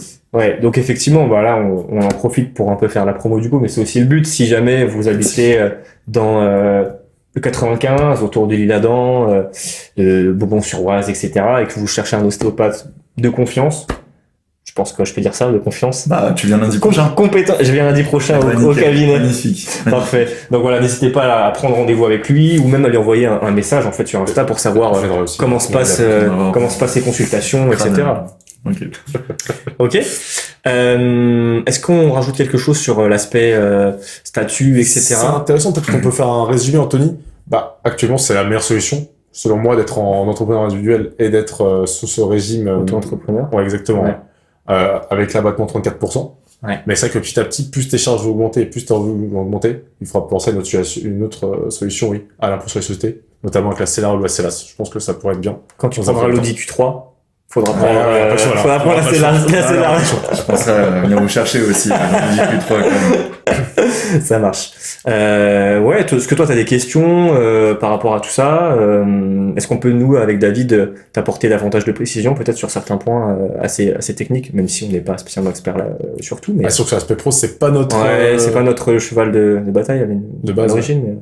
Ouais, j'aime bien quand vos deux regards convergent vers moi comme ça. C'est un petit peu est-ce que t'as une question? Est-ce que j'ai une question? Pas trop. Non, j'ai pas plus de questions que ça. Ok. Peut-être si, il y a une question où là je suis pas les yeux sont hyper sûr. Ouais, c'est tout ce qui est PER. Ah oui. Alors là, justement, on comptait en parler tout. Il nous fait la passe D là, c'est Kevin De Bruyne. On comptait parler du volet épargne justement. Et justement, avec David, on te propose de basculer sur cette thématique-là. C'est le grand 2 de notre plan. Le focus sur les objectifs patrimoniaux, donc sur la partie personnelle. Alors, avant de parler de PER, etc., d'abord, j'aimerais bien que tu nous expliques aujourd'hui quel est comment ça se passe au niveau de ton épargne. Est-ce que tu arrives à mettre des revenus de côté? Est-ce que tu as déjà de l'argent de côté? Est-ce que tu as des objectifs de vie particuliers? Parce qu'en fait, l'épargne, les différents produits, ils sont aussi en fonction de quels sont tes projets. Donc, est-ce que tu peux nous faire un petit résumé à ce niveau-là? C'est pour ça que je viens vous voir, les gars, je suis à la rue. Ça fait une petite semaine, je galère un peu. Non, plus sérieusement, en termes d'épargne, moi je travaille à côté chez Nature et Découverte. Donc ça me permet d'avoir un petit revenu. Qu'est-ce que Nature et Découverte? Qu'est-ce que Nature et Découverte, David? On te laisse. C'est pas de la chasse apparemment. C'est pas de la chasse, c'est pas magasin de chasse. Non, incroyable. Non, mais en fait ça me fait un petit revenu complémentaire. Parce que il y a plein de trucs à dire. Il y a trop de trucs à dire dans. Oui, c'est c'est incroyable. Non, mais en fait déjà en termes de charges, de trucs que je vais devoir forcément payer à la fin du mois, j'ai mon prêt étudiant, je suis à 780, ça serait peut-être une autre perche, mais 780 par mois. Ok. Donc, le petit salaire de Nature et Découverte, il me va très bien. Tu peux nous donner un ordre d'idée? Ouais, je suis à 500 € par mois grâce à Nature et Découverte. Ok. Et je travaille une fois par semaine. Ok. En vrai, c'est hyper bénéfique parce que je fais un samedi, un dimanche et le dimanche, Donc, au double, ouais, c'est ça. Ouais, franchement. Contrat 10 heures à peu près, c'est ça? 8. Ouais, franchement, c'est the contrat. Trop cool. Donc, Et si on fait un c'est récap, revenu, charge, qu'est-ce que t'as comme revenu, qu'est-ce que t'as comme charge? En charge, je crois que je suis à peu près à... Enfin, est-ce qu'on compte le prêt étudiant dans... C'est une Ouais, charge. bien sûr, ouais, bien sûr. T'as commencé à le rembourser? Ouais. Ouais, c'est une Il se charge. finit quand ce prêt étudiant? Comment? Il se finit quand ce prêt étudiant? Dans 5 ans. Ouais. D'accord. T'as fait un prêt étudiant, 50 différés et 50 de remboursement. Exactement, ouais. Et il est de combien? Il est de 44 400, je crois. Donc, en gros, ouais, c'est 780 Ok. par mois, pardon. Et je vais vomir sur la table. C'est café au verre d'eau On et aurait vomi. coupé quand même. Pourtant, on a rien mis dans le café. L'irrégurgitation, c'est un Pokémon. Mais ça, c'est les sushis. C'est les sushis de tout à l'heure. Les sushis, ils m'ont matrixé. Non, donc ouais, j'ai eu environ, je sais pas, je dirais 1000. De charge? Ouais, 1000 de charge. Ok. Et encore, c'est pas beaucoup, je trouve, parce que t'as vu, le loyer, il est pas énorme. Ouais. Donc, ça va. Et en termes de revenus, bah, c'est hyper variable. Oui, parce que tu es hébergé à titre gratuit, c'est ça? Parce que si c'est ta seule... Merci, maman, vraiment, merci. Ouais, c'est c'est vrai, je pense maman en plus. Ouais, elle est dans la vidéo. Elle regarde toutes vos vidéos, les gars. C'est vrai? Café au verre d'eau, elle kiffe trop. Elle a même une tasse comme ça. Je sais pas si vous avez vu la tasse. Elle est incroyable. Genre, vraiment, c'est top. En plus, il a Toutes les couleurs et tout, c'est... Il y a vraiment, j'ai vu, t'as vu, c'est fou. Ouais, franchement, nickel. Donc, non, ouais, qu'est-ce que je disais, bah, par rapport à... bien ça le problème. On sait plus ce qu'on dit après, à force de dire des bêtises. On sait pas. Non, charge revenu, tu m'as dit 1000 € de charge, et en termes de revenus, c'est variable. C'est variable. Tu penses pouvoir te dégager combien? 1000, 1500 € par mois? Est-ce que, ouais. Bah, sur ce mois-ci, je pense que je vais, en net, je dois peut-être revenir à 1008. Ok. Tu vois? En comptant Nature et Découverte en plus. Ah ben, parce que c'est vrai qu'il y a les cotisations, hein. Ça impacte beaucoup, mine de rien. Même si t'as l'acre. Ouais. J'avais vu une stat, par exemple, quelqu'un qui gagne 70 000 de chiffre d'affaires, avec les cotisations c'est quand même 22% du coup. 14 000 € ça ferait. Eh ben, de cotisations. ouais. Bah, regarde, c'est beaucoup quand même. Ouais, c'est énorme. tu prends ta fiche de paye à la fin du mois. Ah, bien sûr, T'as ça même, ouais. T'as le revenu, enfin, salaire brut, et tu prends ton salaire net. Si on fait le détail en pourcentage ou même en montant, moi je sais que j'ai quasiment 800 € d'écart entre le brut et le net que je reçois dans mon salaire à la fin, enfin, dans mon compte à la fin du mois. Ça dépend si t'es employé ou cadre, Ouais, mais exactement. ça joue entre 25 et 28%, Exactement. ce qui est super important. Parce qu'au final, quand tu as ton salaire brut et que tu as le net à la fin, Et et ouais. après t'as le net après impôt en plus, Après impôt sur revenu, ça tape. et ouais, on est saigné, hein. On est saigné avant. Donc, déjà, ce que je trouve intéressant et rassurant, entre guillemets, c'est que tes revenus sont plus importants que tes charges. Pour le moment, Et ouais. ça, c'est malgré tout la base. Parce que si vous avez des charges plus importantes que vos revenus, peut-être que sur 2, 3, 4 mois, ça peut le faire, mais sur le long terme, c'est pas viable. Ouais. Là, toi, tu peux te dégager ce qu'on appelle une capacité d'épargne. Donc, un montant que tu peux mettre de côté tous les mois. Alors, ce montant-là, comme tes revenus sont variables, il faut trouver un juste milieu. Si tu gagnes 1008 et que tu as 1000 € de charge, tu vas peut-être pas mettre 800 € de côté sur des comptes d'épargne, d'investissement, etc. Parce que peut-être que le mois prochain, tu seras malheureusement à 1005 ou 1003. Je me permets de te couper. Sur les 1008, c'est vraiment le 1008 net et les charges, elles sont parties. Ah ouais, C'est pas mal. donc t'as 1000... Bah ouais, Allez, le ticket 3, il est juste là, allez. d'accord. Donc c'est plus que 1800 au final, donc ça serait... Donc techniquement, t'estimes 2800 pouvoir mettre 1000, entre environ 1000 et 1800 € de côté par mois. Ah non, quand même pas, parce que Non, 1800 je- c'est ce qu'il a après les charges. Donc après il doit peut-être payer sa nourriture. Ouais, ok. Ouais, voilà, il y a Ok. des choses et tout, et je participe pas avec ma mère, désolé. Putain, c'est vraiment pas ce que je voulais dire. Je participe pas à la maison. Non, je suis horrible. mais non, oui, en gros, sur les, enfin, 1008, c'est vraiment, T'estimes pouvoir mettre combien de côté tous les mois? je sais pas, bah, justement, les 1008 seraient à capacité d'épargne. Ah, la Ouais. selon toi, les 1008, tu peux les mettre de côté. Non, parce Non, que, parce que globalement, j'ai de la chance, j'ai des parents qui me versent 120 € d'argent de poche par mois. c'est une pension, c'est comme ça comme une Même pension. pas, non, c'est même pas, c'est juste, ils sont trop cool, genre, vraiment trop cool. Donc, Ouais, faut arrêter, voilà. mais messieurs, dames, brouards. Ah ouais, je te jure, c'est... Il y a plus 14 ans, ouais, faut arrêter. Ouais, je te jure. Mais, alors, il y a un truc aussi, c'est vu que c'est le début et que j'essaye vraiment d'être, en fait, là, mon objectif, c'est que c'est mon prêt qui m'ampute le plus avec les charges. Ouais. Donc, j'ai 800 €. Je veux, à chaque fois, avoir, genre, mon salaire qui couvre le mois prochain en termes Des charges. Ouais, de charge, mais de, mince. Du prêt étudiant. Du prêt étudiant. Ouais, Merci. De prêt étudiant. Plus, si je peux, enfin, essayer d'avoir le plus d'argent possible pour justement effacer ça. Donc, le but, c'est que dès que j'ai mon argent, par exemple, tu vois, là, j'ai reçu ma paye de nature et découverte. Les 500, ils sont partis sur le compte épargne. T'as vu tout à l'heure, j'avais 8,11 € sur mon compte, et je vais attendre les 120 € de mes parents pour justement essayer de faire le plus possible avec ça. Ok. J'essaie en ce moment de vivre avec 120 € par mois, sachant que je suis chez ma mère, qu'on compte pas, genre, les petites assurances de voiture, l'essence et tout.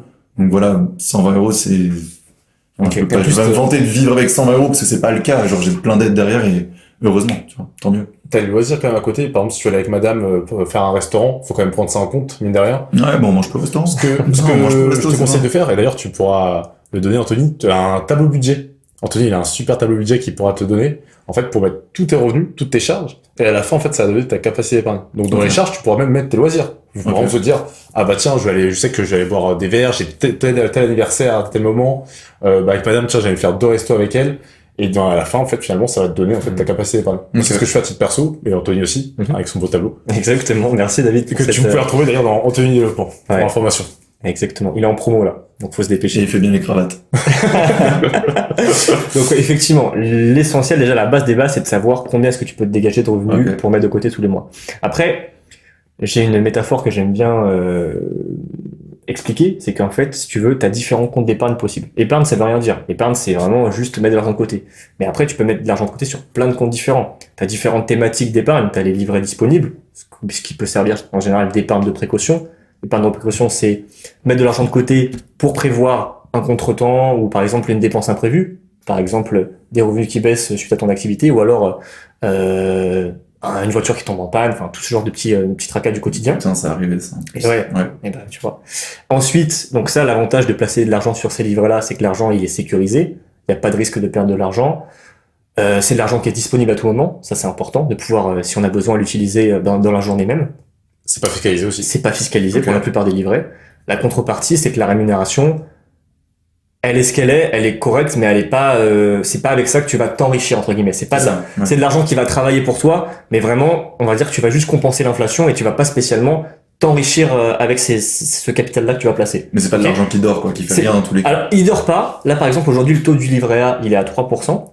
Il y a fort à parier que, à partir de février prochain, parce que ce taux est revu tous les ans, il y a fort à parier que le taux baisse. Ok. Ok. C'est sûr même. Enfin, c'est quasiment sûr à 90%. Encore une fois, on n'a pas de boule de cristal, Ouais. mais il y a fort à parier que C'est ça ce que rebaisse. je dis souvent à mes clients, moi personnellement. Alors oui, le livret A et DDS c'est super, mais il faut déjà penser à un autre type d'investissement parce que ça va baisser à partir de février. Il y a une Ok. commission qui est vue en fait tous les 6 mois. Donc tout ce qui va être livret compte à terme également, qui est très à la mode, c'est en train de baisser. Livret A DDS ça a baissé également. Le LEP a déjà baissé. Est-ce que tu peux expliquer pourquoi ça baisse? En fait tout est lié en fait au taux directeur. On avait déjà parlé dans une vidéo d'ailleurs les fameux taux directeurs et à l'inflation. D'ailleurs l'inflation, à titre d'info, on a eu les stats en France, elle est à 1,2%. Elle a beaucoup baissé. Elle a beaucoup baissé. Ouais. Elle a jamais été aussi basse depuis 2021, si je dis pas de bêtises. Donc le taux directeur, donc c'est la Banque Centrale Européenne, pour nous la France, qui fixe le taux directeur. Faut savoir qu'ils ont baissé de 0,5 ces derniers mois, donc 0,25 et 0,25. Et la FED, donc c'est la banque américaine, a baissé également ses taux directeurs des 0,5 ce mois-ci. Donc en fait tout ça, ça joue sur l'économie pour la France et fait que les livrets d'épargne vont baisser au niveau du taux de rémunération. Mais en contrepartie, tout ce qui va être prêt immobilier, prêt à la consommation et peut-être prêt professionnel également, vont baisser aussi. Les taux baissent. Ouais, tout s'adapte, Ouais, en fait. tout s'adapte. En fait, plus l'inflation est haute, plus les banques centrales augmentent leurs taux et donc plus l'argent, entre guillemets, coûte cher. Donc, si vous vouliez faire un prêt immobilier il y a 6 mois ou il y a 1 an, vous aviez un taux à peu près à 4% globalement. Aujourd'hui, la moyenne sur 25 ans, on est descendu à peu près à 3,50 globalement, entre Ouais. 3,50 et 3,60, ça va dépendre. Il y a fort à parier qu'à partir de la fin d'année ou de l'année prochaine, on a encore perdu peut-être 0,20 ou 0,30 et donc vous ayez un taux à 3,30. La contrepartie, c'est qu'aussi les taux des livrets d'épargne baissent. Donc de toute façon, ces livrets d'épargne-là, tout dépend de la situation, tout dépend si on a des enfants, si on a énormément de charges tous les mois et donc il faut avoir une épargne de précaution plus importante. Toi, en l'occurrence, t'as ton statut d'indépendant, donc c'est bien quand même d'avoir un petit matelas de sécurité. Mais après, t'as pas d'enfants, etc. Donc, t'as pas des charges tous les mois de manière extravagante, entre guillemets.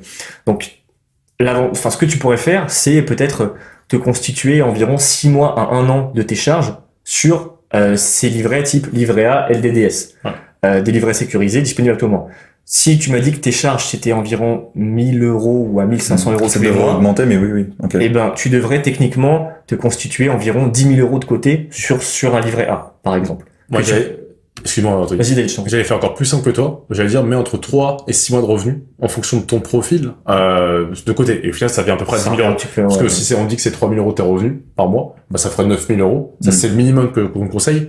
Mais c'est vrai que t'as une activité libérale. D'un côté, t'es hébergé à titre gratuit chez la famille. Ouais, en profiter, en fait. Donc, ouais. D'un côté, c'est le moment de faire un gros rush, c'est clair. Ouais. Après, mettre davantage sur ces livrets, pourquoi pas. Mais, disons que l'idéal après c'est d'optimiser son épargne en ouvrant différents comptes qui vont avoir des objectifs peut-être plus long terme. Par exemple des assurances vie, par exemple un plan d'épargne en action, par exemple un PER, je sais que tu voudrais en parler aussi David. Il y a une guerre là qui se prépare. Non, mais tranquillement. Après, est-ce que ce qui est aussi intéressant à savoir, c'est est-ce que tu as un projet par exemple d'achat immobilier d'ici 2-3 ans? Est-ce que tu as un projet de partir dans le sud de la France? Est-ce que tu as un projet de partir faire le Machu Picchu pendant le tour du monde? Voilà, le Machu Picchu, c'est bon. Le Machu Picchu, c'est fait. Je l'ai fait. La pêche au piranha, c'est fait aussi. C'est vrai que tu nous as dit tout à l'heure c'est que t'aimais voyager, donc pourquoi pas faire un tour du monde avec ta copine? Donc en fait, c'est pour ça que tout à l'heure je t'ai posé la question. Certes, là tu m'as donné une première partie de la réponse, la capacité d'épargne. Quels sont tes projets à horizon 2, 3, 4, 5 ans? Ouais, bah c'est une bonne question. C'est vrai qu'on en parle souvent avec Mathilde, mais je saurais pas dire exactement. On n'a rien prévu il y a rien de concret en tout cas. Il y a des idées qui viennent par-ci par-là. Et dans les idées qui viennent par-ci par-là, on a peut-être l'achat d'une maison. On aimerait bien. Enfin en tout cas on aimerait bien, mais bon si on veut rester dans le coin, faut aligner aussi. Voyager. En fait, nous, on veut le beurre et l'argent du beurre, tu vois. On veut tout. On veut voyager, on veut la maison, on veut un chien, on veut des enfants, tu vois, on veut plein de trucs, tu vois, mais voilà, chaque chose en son temps. Et donc, concrètement, je te dirais, la prochaine chose, c'est peut-être le voyage X. Alors, un petit voyage, peut-être pas un tour du monde, mais un petit voyage X après, acheter une maison. Ok. Donc c'est plutôt court terme. On va dire d'ici 1 à 2 ans, c'est ça, quoi. Le voyage et la maison peut-être d'ici 3 ans, 4 ans, une fois que l'activité sera bien lancée. Ouais, peut-être. Parce que c'est pareil, si tu veux faire un prêt immobilier, David. Tu t'es trop fort, c'est ce que j'allais dire. Tu vas anticiper ce que j'allais dire. Connexion, les gars, c'est anticipé. Vas-y. Finalement, en fait, c'est vrai que t'es en profession libérale. Je sais pas si t'as eu un rendez-vous d'ailleurs avec ton conseiller bancaire, si t'as parlé un petit peu, justement, pour avoir un prêt immobilier, comment c'était possible pour toi. Est-ce que t'as des informations par rapport à ça? Bah non, parce que étant donné que c'est bientôt toi, mon conseiller banquier, tu vois, ça faut j'ai pas pas dire encore eu le rendez-vous, mais pardon. Mais non, j'ai pas eu encore de rendez-vous. J'ai quelqu'un qui m'a conseillé peut-être de faire un PER, mais comme je disais tout à l'heure, en fait, j'y connais rien. Enfin, je pense qu'on est pas mal à reconnaître, c'est pour ça qu'on est sur cette vidéo. Mais non, j'y connais rien, donc je suis chaud que vous me donniez un petit peu les bases, quoi. Pour rebondir sur le prêt immobilier, en fait, on va te demander d'avoir 3 années d'activité. Et en fait, finalement, le banquier, qu'est-ce qu'il va faire? Il va faire une moyenne de tes 3 années, en fait. Et notamment, si la société de cautionnement va demander que tu aies une ancienneté d'au moins 3 ans. D'accord. Donc, en fait, si tu as une ancienneté de moins de 3 ans, malheureusement, la plupart des banques n'ont pas accepté le fait de faire un prêt immobilier.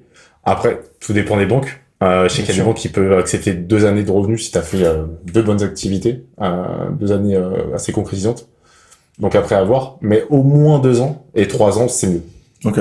Ça marche. Donc là, on est vraiment plutôt sur du moyen terme, en fait, pour le coup, pour l'achat de la maison. Ce qui peut être intéressant pour toi, si jamais tu as un projet immobilier, qui se concrétise d'ici 2 ou 3 ans, c'est peut-être d'aller voir un courtier en prêt immobilier.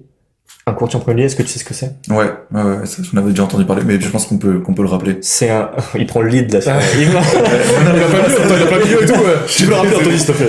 Ah, je suis désolé. Non, mais t'as fait raison. Je vois ce que c'est, mais non, en gros, c'est une société ou une personne qui va, si vous voulez, être partenaire avec plein de banques et en fonction de la situation du client, proposer la banque qui correspond le mieux à tel projet et tel type de client. Et en fait, le courtier, lui, il négocie avec le LCL, le Crédit Agricole, la BNP, le CIC, enfin, il est partenaire avec beaucoup de banques. Donc, au final, ça peut être plus confortable pour toi plutôt que... alors, tu peux d'abord aller voir ta banque, bien sûr, mais en fonction de ce qu'ils te répondent, peut-être comparer les différentes offres que tu peux avoir avec un courtier immobilier. Tu es d'accord avec moi, David? Clairement, ouais. Et d'ailleurs, big up à Pierre Angelo, Pierre TV, que vous pouvez retrouver en fait dans notre 3e vidéo dans Café Bordeaux, qui est en 2 parties. Donc on va afficher le lien également, qui peut vous accompagner si jamais vous avez un projet d'achat, que ce soit résidence locative ou bien sûr résidence principale. Bien sûr. Donc là, effectivement, David, qu'est-ce que tu préconiserais à Hugo une fois qu'il a ses 10-15 000 euros sur les livrets? Qu'est-ce que tu lui suggères pour son épargne? Il y a tellement de possibilités. Il y a pas mal de possibilités tout de même. On va rester sur l'aspect financier des choses. Parce qu'on pourrait reparler de l'immobilier et parler du locatif, mais je pense que c'est pas le but, franchement. À ta Pas tout de place, suite, en tout cas. clairement, ouais, pas tout de suite. Je partirais sur une solution, en fait, d'investissement à moyen terme, long terme. Il y a quelque chose de très important à savoir sur les professions libérales. En effet, vous cotisez, mais en fait, vous cotisez beaucoup moins que les salariés pour la retraite. Et ça, c'est important de le dire. Vous n'aurez pas en fait la même rémunération que quelqu'un qui a travaillé dans une boîte pendant 40 ans.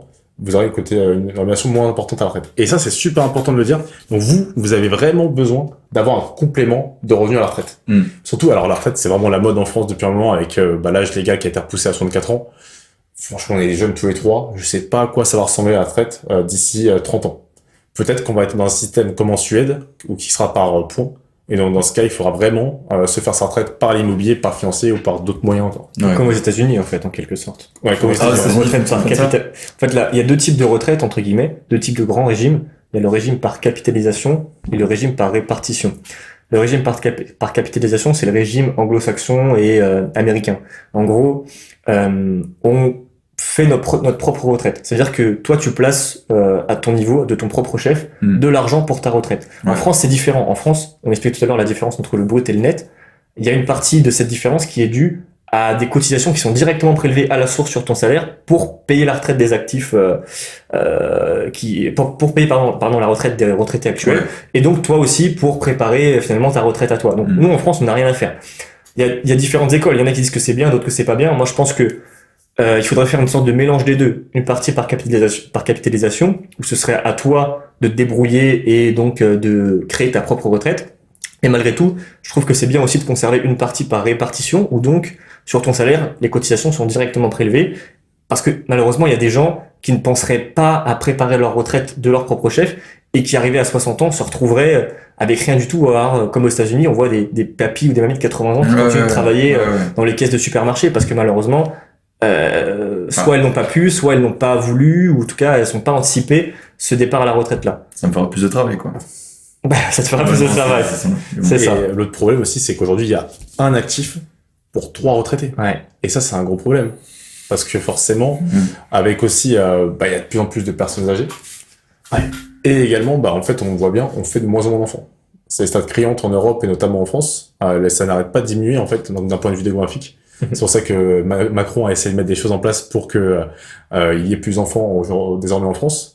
Mais ça va être un gros problème. Et de plus en plus, on va arriver, je pense, à un système comme la Suède, comme la Norvège également, je crois, et comme les États-Unis. Je pense, et c'est inévitable. Vous faites vraiment de préparer sa retraite, que ce soit pour un ostéopathe ou même pour un salarié au final. Bien sûr. Mais encore plus aujourd'hui pour un ostéopathe, puisque vous cotisez beaucoup moins, donc forcément vous avez une retraite plus faible. Ouais, nous on dépend de la CIPAV. Exactement, bravo, c'est ça. Top, la CIPAV. c'est sympa, ouais. On nous en a parlé rapidement et c'est vrai que ça fait chier quand tu te dis non en fait t'as une retraite de merde avec ça quoi. Alors c'est sympa de mettre ça en place, c'est cool, mais ça fait pas grand chose, donc ouais, c'est vrai que c'est intéressant. Et c'est aussi pour ça que je suis là, quoi. C'est parce que effectivement il faut savoir placer ses dés. Peut-être la petite la superbe explication qu'il m'a faite tout à l'heure, il me fait des superbes explications les deux, mais il y en a une qui était bien, c'était ceux du banc de touche là, je vais expliquer, ça fait vraiment bien, vraiment ça m'a bien parlé. Je l'ai pas expliqué encore là en vidéo. Non, pas encore, mais j'ai senti que t'allais le faire, alors putain, je suis trop pressé qu'il le fasse. Non, effectivement, mais après, en fait, si tu veux, pour préparer ta retraite, et même pas que la retraite, pour préparer des objectifs de manière générale, et juste pour diversifier ton capital et faire fructifier ton argent à travers les intérêts composés, etc., etc. Ce que je disais tout à l'heure, c'est qu'il y a plein de comptes d'épargne possibles. Et en fait, il y a pas, des fois, moi j'ai des personnes qui me disent, mais qu'est-ce que tu me conseillerais comme compte d'épargne? Ou alors, quel est le meilleur compte d'épargne? C'est plutôt ça. Et je réponds, il n'y a pas de compte d'épargne qui est meilleur qu'un autre. Il y a des comptes d'épargne qui sont diversifiés et qui ont chacun des avantages spécifiques qui vont être utiles en fonction de votre objectif de vie et de la situation dans laquelle vous êtes actuellement. Et des fois, je prends la métaphore de l'entraîneur de football avec son banc de touche. Sur son banc de touche, le coach, il a plein de joueurs différents qui ont chacun des caractéristiques propres, appropriées tout simplement.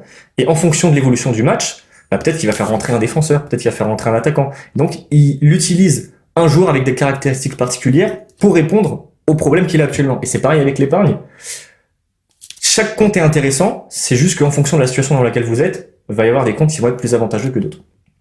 David, est-ce que tu peux nous présenter peut-être différents comptes qui peuvent permettre justement à Hugo de placer son argent dans l'objectif de préparer sa retraite ou simplement dans l'objectif de diversifier son patrimoine? C'est vrai que comme ça, en tête, j'ai 3 solutions qui me viennent à l'esprit. Donc on va parler de la plus connue, mais que je mettrai pas forcément en place pour toi. Et je vais expliquer pourquoi. Il y a l'assurance vie. C'est un classique en France. C'est une des solutions les préférées pour les Français. Okay. Avec le livret A, c'est là où il y a vraiment le plus d'argent qui est mis en fait. Et c'est des stats vraiment incroyables qui se comptent en milliards d'euros. Pourquoi c'est le placement préféré des Français? Parce qu'il y a beaucoup d'avantages en termes transmissionnels. Mais aujourd'hui, je pense pas que ce soit un but pour toi, la partie transmissionnelle. Même si ça deviendra un jour, de toute façon, si t'as des enfants. Pourquoi c'est intéressant? C'est parce que tu peux investir cet argent et à la fin sortir en rente. Donc ça pourrait faire un complément à la retraite. Okay. Maintenant, c'est pas la solution que je mettrais pour toi. Il y a une autre solution qui s'appelle le plan d'épargne retraite. Donc ça porte bien son nom. Cette solution permet de préparer la retraite d'une personne. Okay. Et de là, en fait, pourquoi je préfère cette solution pour toi que l'assurance vie? C'est parce qu'il y a un avantage fiscal. Tu vas pouvoir, en fait, mettre de l'argent sur ce compte et qui va venir en déduction de tes revenus. Pour les impôts. Pour les impôts, exactement. Alors, faut savoir qu'il y a différents types de versements possibles. Donc, il y aura les versements, en fait, qu'on va appeler non déductibles. Donc, en fait, tu peux faire le choix de verser sur un PER et, en fait, de ne pas l'imputer sur les impôts. Donc, ça ne sera pas une déduction. Ou alors, tu peux faire le choix, justement, de faire des versements et faire exprès de venir en déduction des impôts. Et donc là, en fait, il y a différents types de possibilités. C'est soit on est salarié, soit on est TNS. Donc, TNS, c'est ce que tu es, c'est travailleur non salarié. Quand on est salarié, on peut mettre jusqu'à 10% du pass. Donc là, vous allez me dire, mais David, c'est quoi le pass? David, c'est quoi le pass? C'est quoi le pass? Les yeux se plissent, c'est des vidéos, ok, vas-y. Donc en vrai, vraiment, ça, c'est le pass, ça vient de la sécurité sociale. Donc c'est un montant, en fait, qui va permettre de fixer les aides. Grosso modo, c'est ça. Donc le pass, cette année, si je dis pas de bêtises, il est fixé à 43 399 € pour être précis. Et en fait, si vous voulez, on peut mettre à minima sur un PER chaque année 10% de ce montant. Sachant que c'est des plafonds qui sont cumulables sur les 5 dernières années. Les 3 dernières années. 3 dernières années. Ouais, donc si on n'a pas utilisé ces déductions-là, on peut, par exemple, l'année X, déduire 12 000 € Exactement, c'est ça. ses revenus. Ouais. Et ça, c'est pour les personnes, du coup, qui gagnent moins de 43 399 €.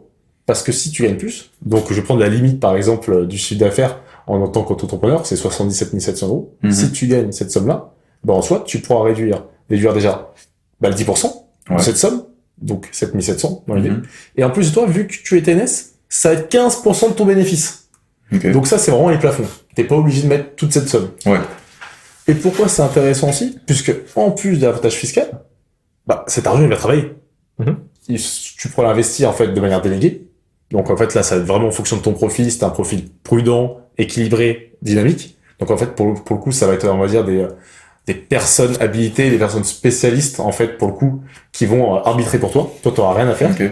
Ou alors, tu peux faire le choix, avec ton conseiller, de faire le choix des fonds en question. Donc, en fonction de ton profil, peut-être que tu auras du fonds euro. Donc, le fonds euro, je rappelle, c'est quelque chose qui est vraiment garanti, où on est sûr de gagner. Donc, ça va être des investissements qui sont faits en fonds monétaires et en obligations, surtout. Ou, également, de faire des choix de mettre en unité de compte. Donc, ça ressemble un peu à assurance vie sur le principe. Donc, les unités de compte, tu vas pouvoir investir notamment, pourquoi pas, dans l'immobilier, sur des fonds en lien avec les États-Unis, avec bourse, les pays émergents. Investir en bourse. C'est un peu ça. On va dire des organismes de placement collectif. Okay. Et forcément, tu as des grandes chances d'avoir une inversion plus importante pour le coup que le livret A et le LDDS.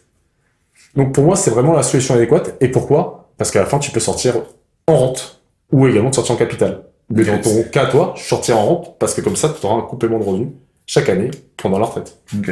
Alors moi, j'ai juste une question, peut-être c'est un peu bête, mais la rente et c'est quoi ça veut dire quoi? Sortir en rente. Ok, très bien. C'est une très bonne question. En fait, grosso modo, tu auras deux choix de type de sortie. Okay. Ça va être la sortie en capital. Ouais. Donc, grosso modo, tu sors tout d'un coup. Ou alors, tu peux faire une sortie en capital fractionné. Donc, imaginons que t'as mis 100 000 € sur ton PER.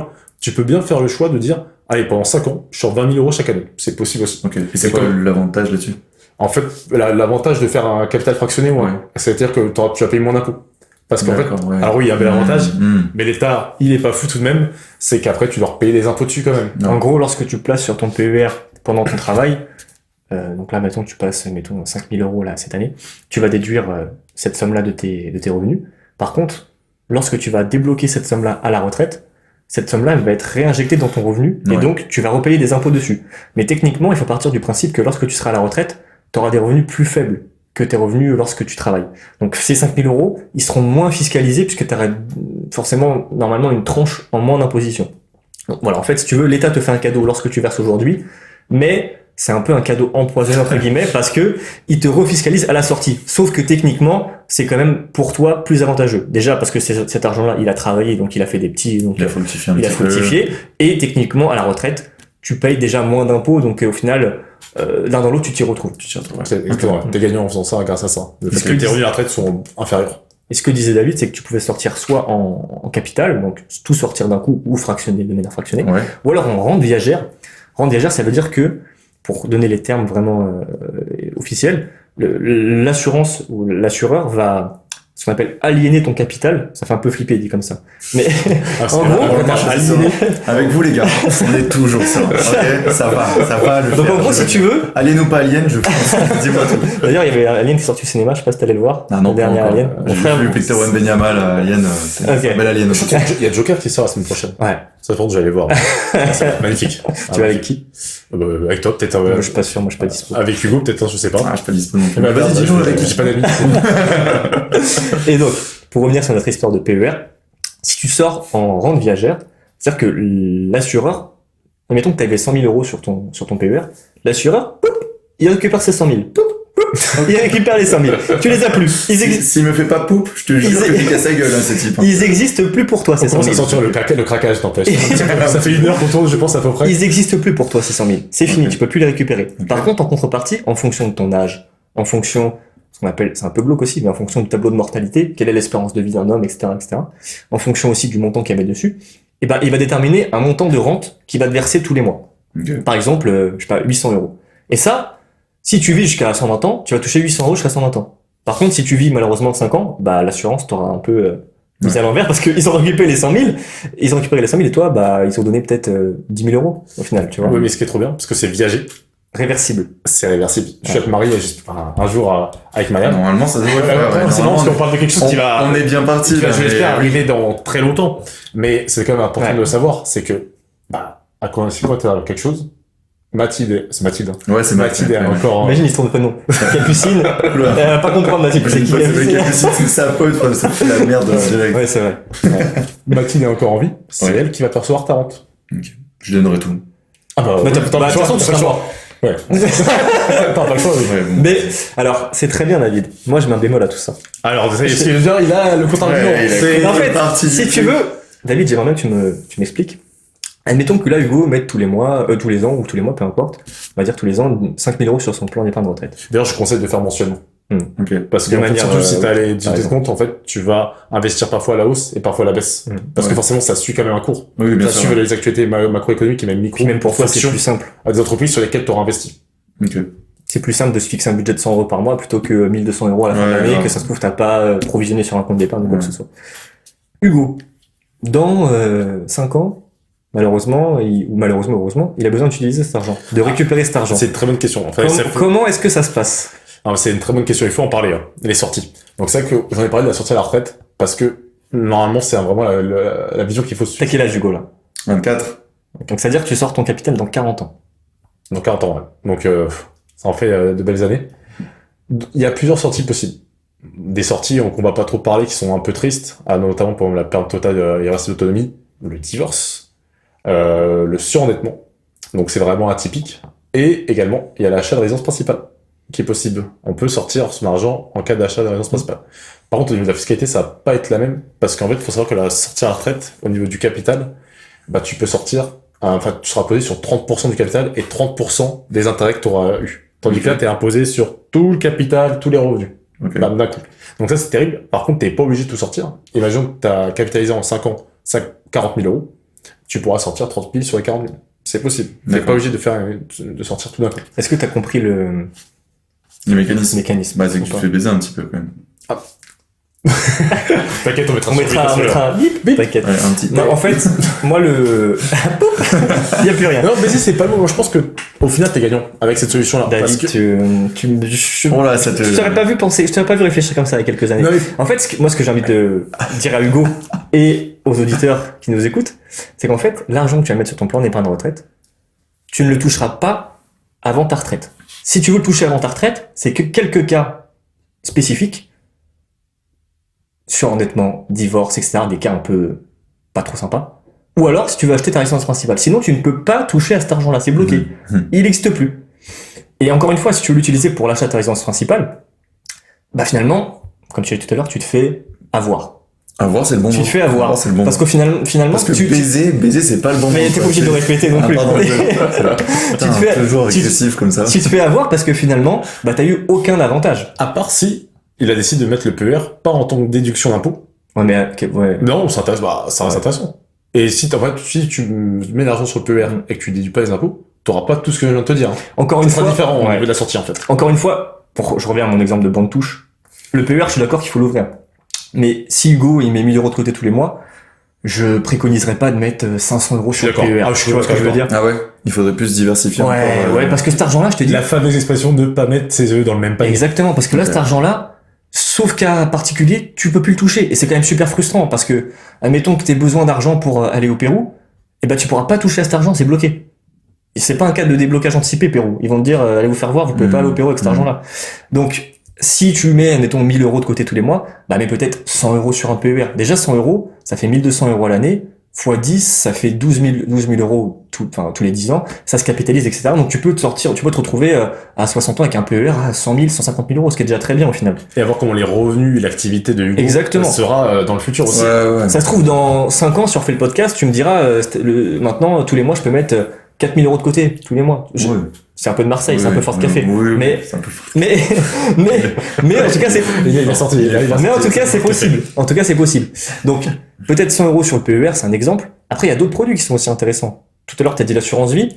T'as dit que tu la préconisais pas, Hugo. Moi, je préconise quand même de au moins l'ouvrir. Pourquoi? Parce que, Je suis d'accord. je sais que tu es d'accord. Mais, Parce que, en fait, alors on se retrouve. Waouh, mais on est souvent d'accord. On est souvent d'accord quand même. C'est d'accord. Ok. parce que une fois que tu l'as ouverte, une fois qu'elle a plus de 8 ans, Après, il y a un peu fait de mec quand même. Ouais. Je sais que t'es Un petit peu, ouais. On est d'accord. une Il fois sort ses cartes on verra- Joker depuis tout à l'heure. on Il a verra- triché dans le paquet. Il a pris 4 paquets. il a pendant sorti 10 ses cartes minutes, Joker. pendant 10 minutes, j'ai pas parlé, je l'ai laissé expliquer. Et je Ouais, dis, de ouf. il va voir. Et tu sais, Il va voir. il gonfle ses bras, comme j'ai fait. Ouais, je veux savoir.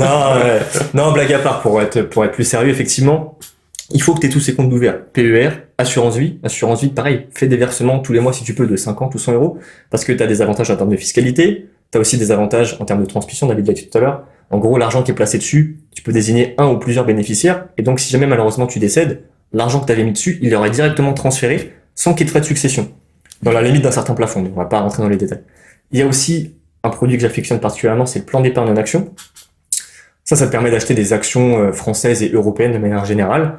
L'avantage de ça, c'est que pareil, l'argent, il est disponible si tu as envie de l'utiliser. Le mieux, c'est de laisser ce PEA ouvert pendant 5 ans au moins, parce qu'une fois qu'il y a plus de 5 ans, tu peux faire des retraits partiels, mais au moins, c'est moins contraignant que le PER. Et surtout, tu as la fiscalité avantageuse. Et t'as Au une lieu fiscalité de avantageuse. payer 30% de la fameuse flat tax, tu vas payer 17,2% qui représente la CSG et la CRDS. Donc, Avec le prévention. PEA. Avec Avec le le PEA, PEA, exactement. Ok. L'assurance vie, c'est un peu pareil au final. Mais donc, c'est vrai que là, il y a beaucoup d'infos. Ce qu'il faut retenir, c'est que le but, c'est d'ouvrir tous les comptes et après de voir en fonction de combien vous pouvez mettre de côté tous les mois, faire une répartition assez intelligente pour se dire, OK, PER, c'est de l'argent techniquement que j'oublie et que je retouche dans 40 ans. Donc, faire attention à pas trop placer dessus parce que sinon, ça peut me mettre en porte-à-faux si jamais j'ai besoin d'argent.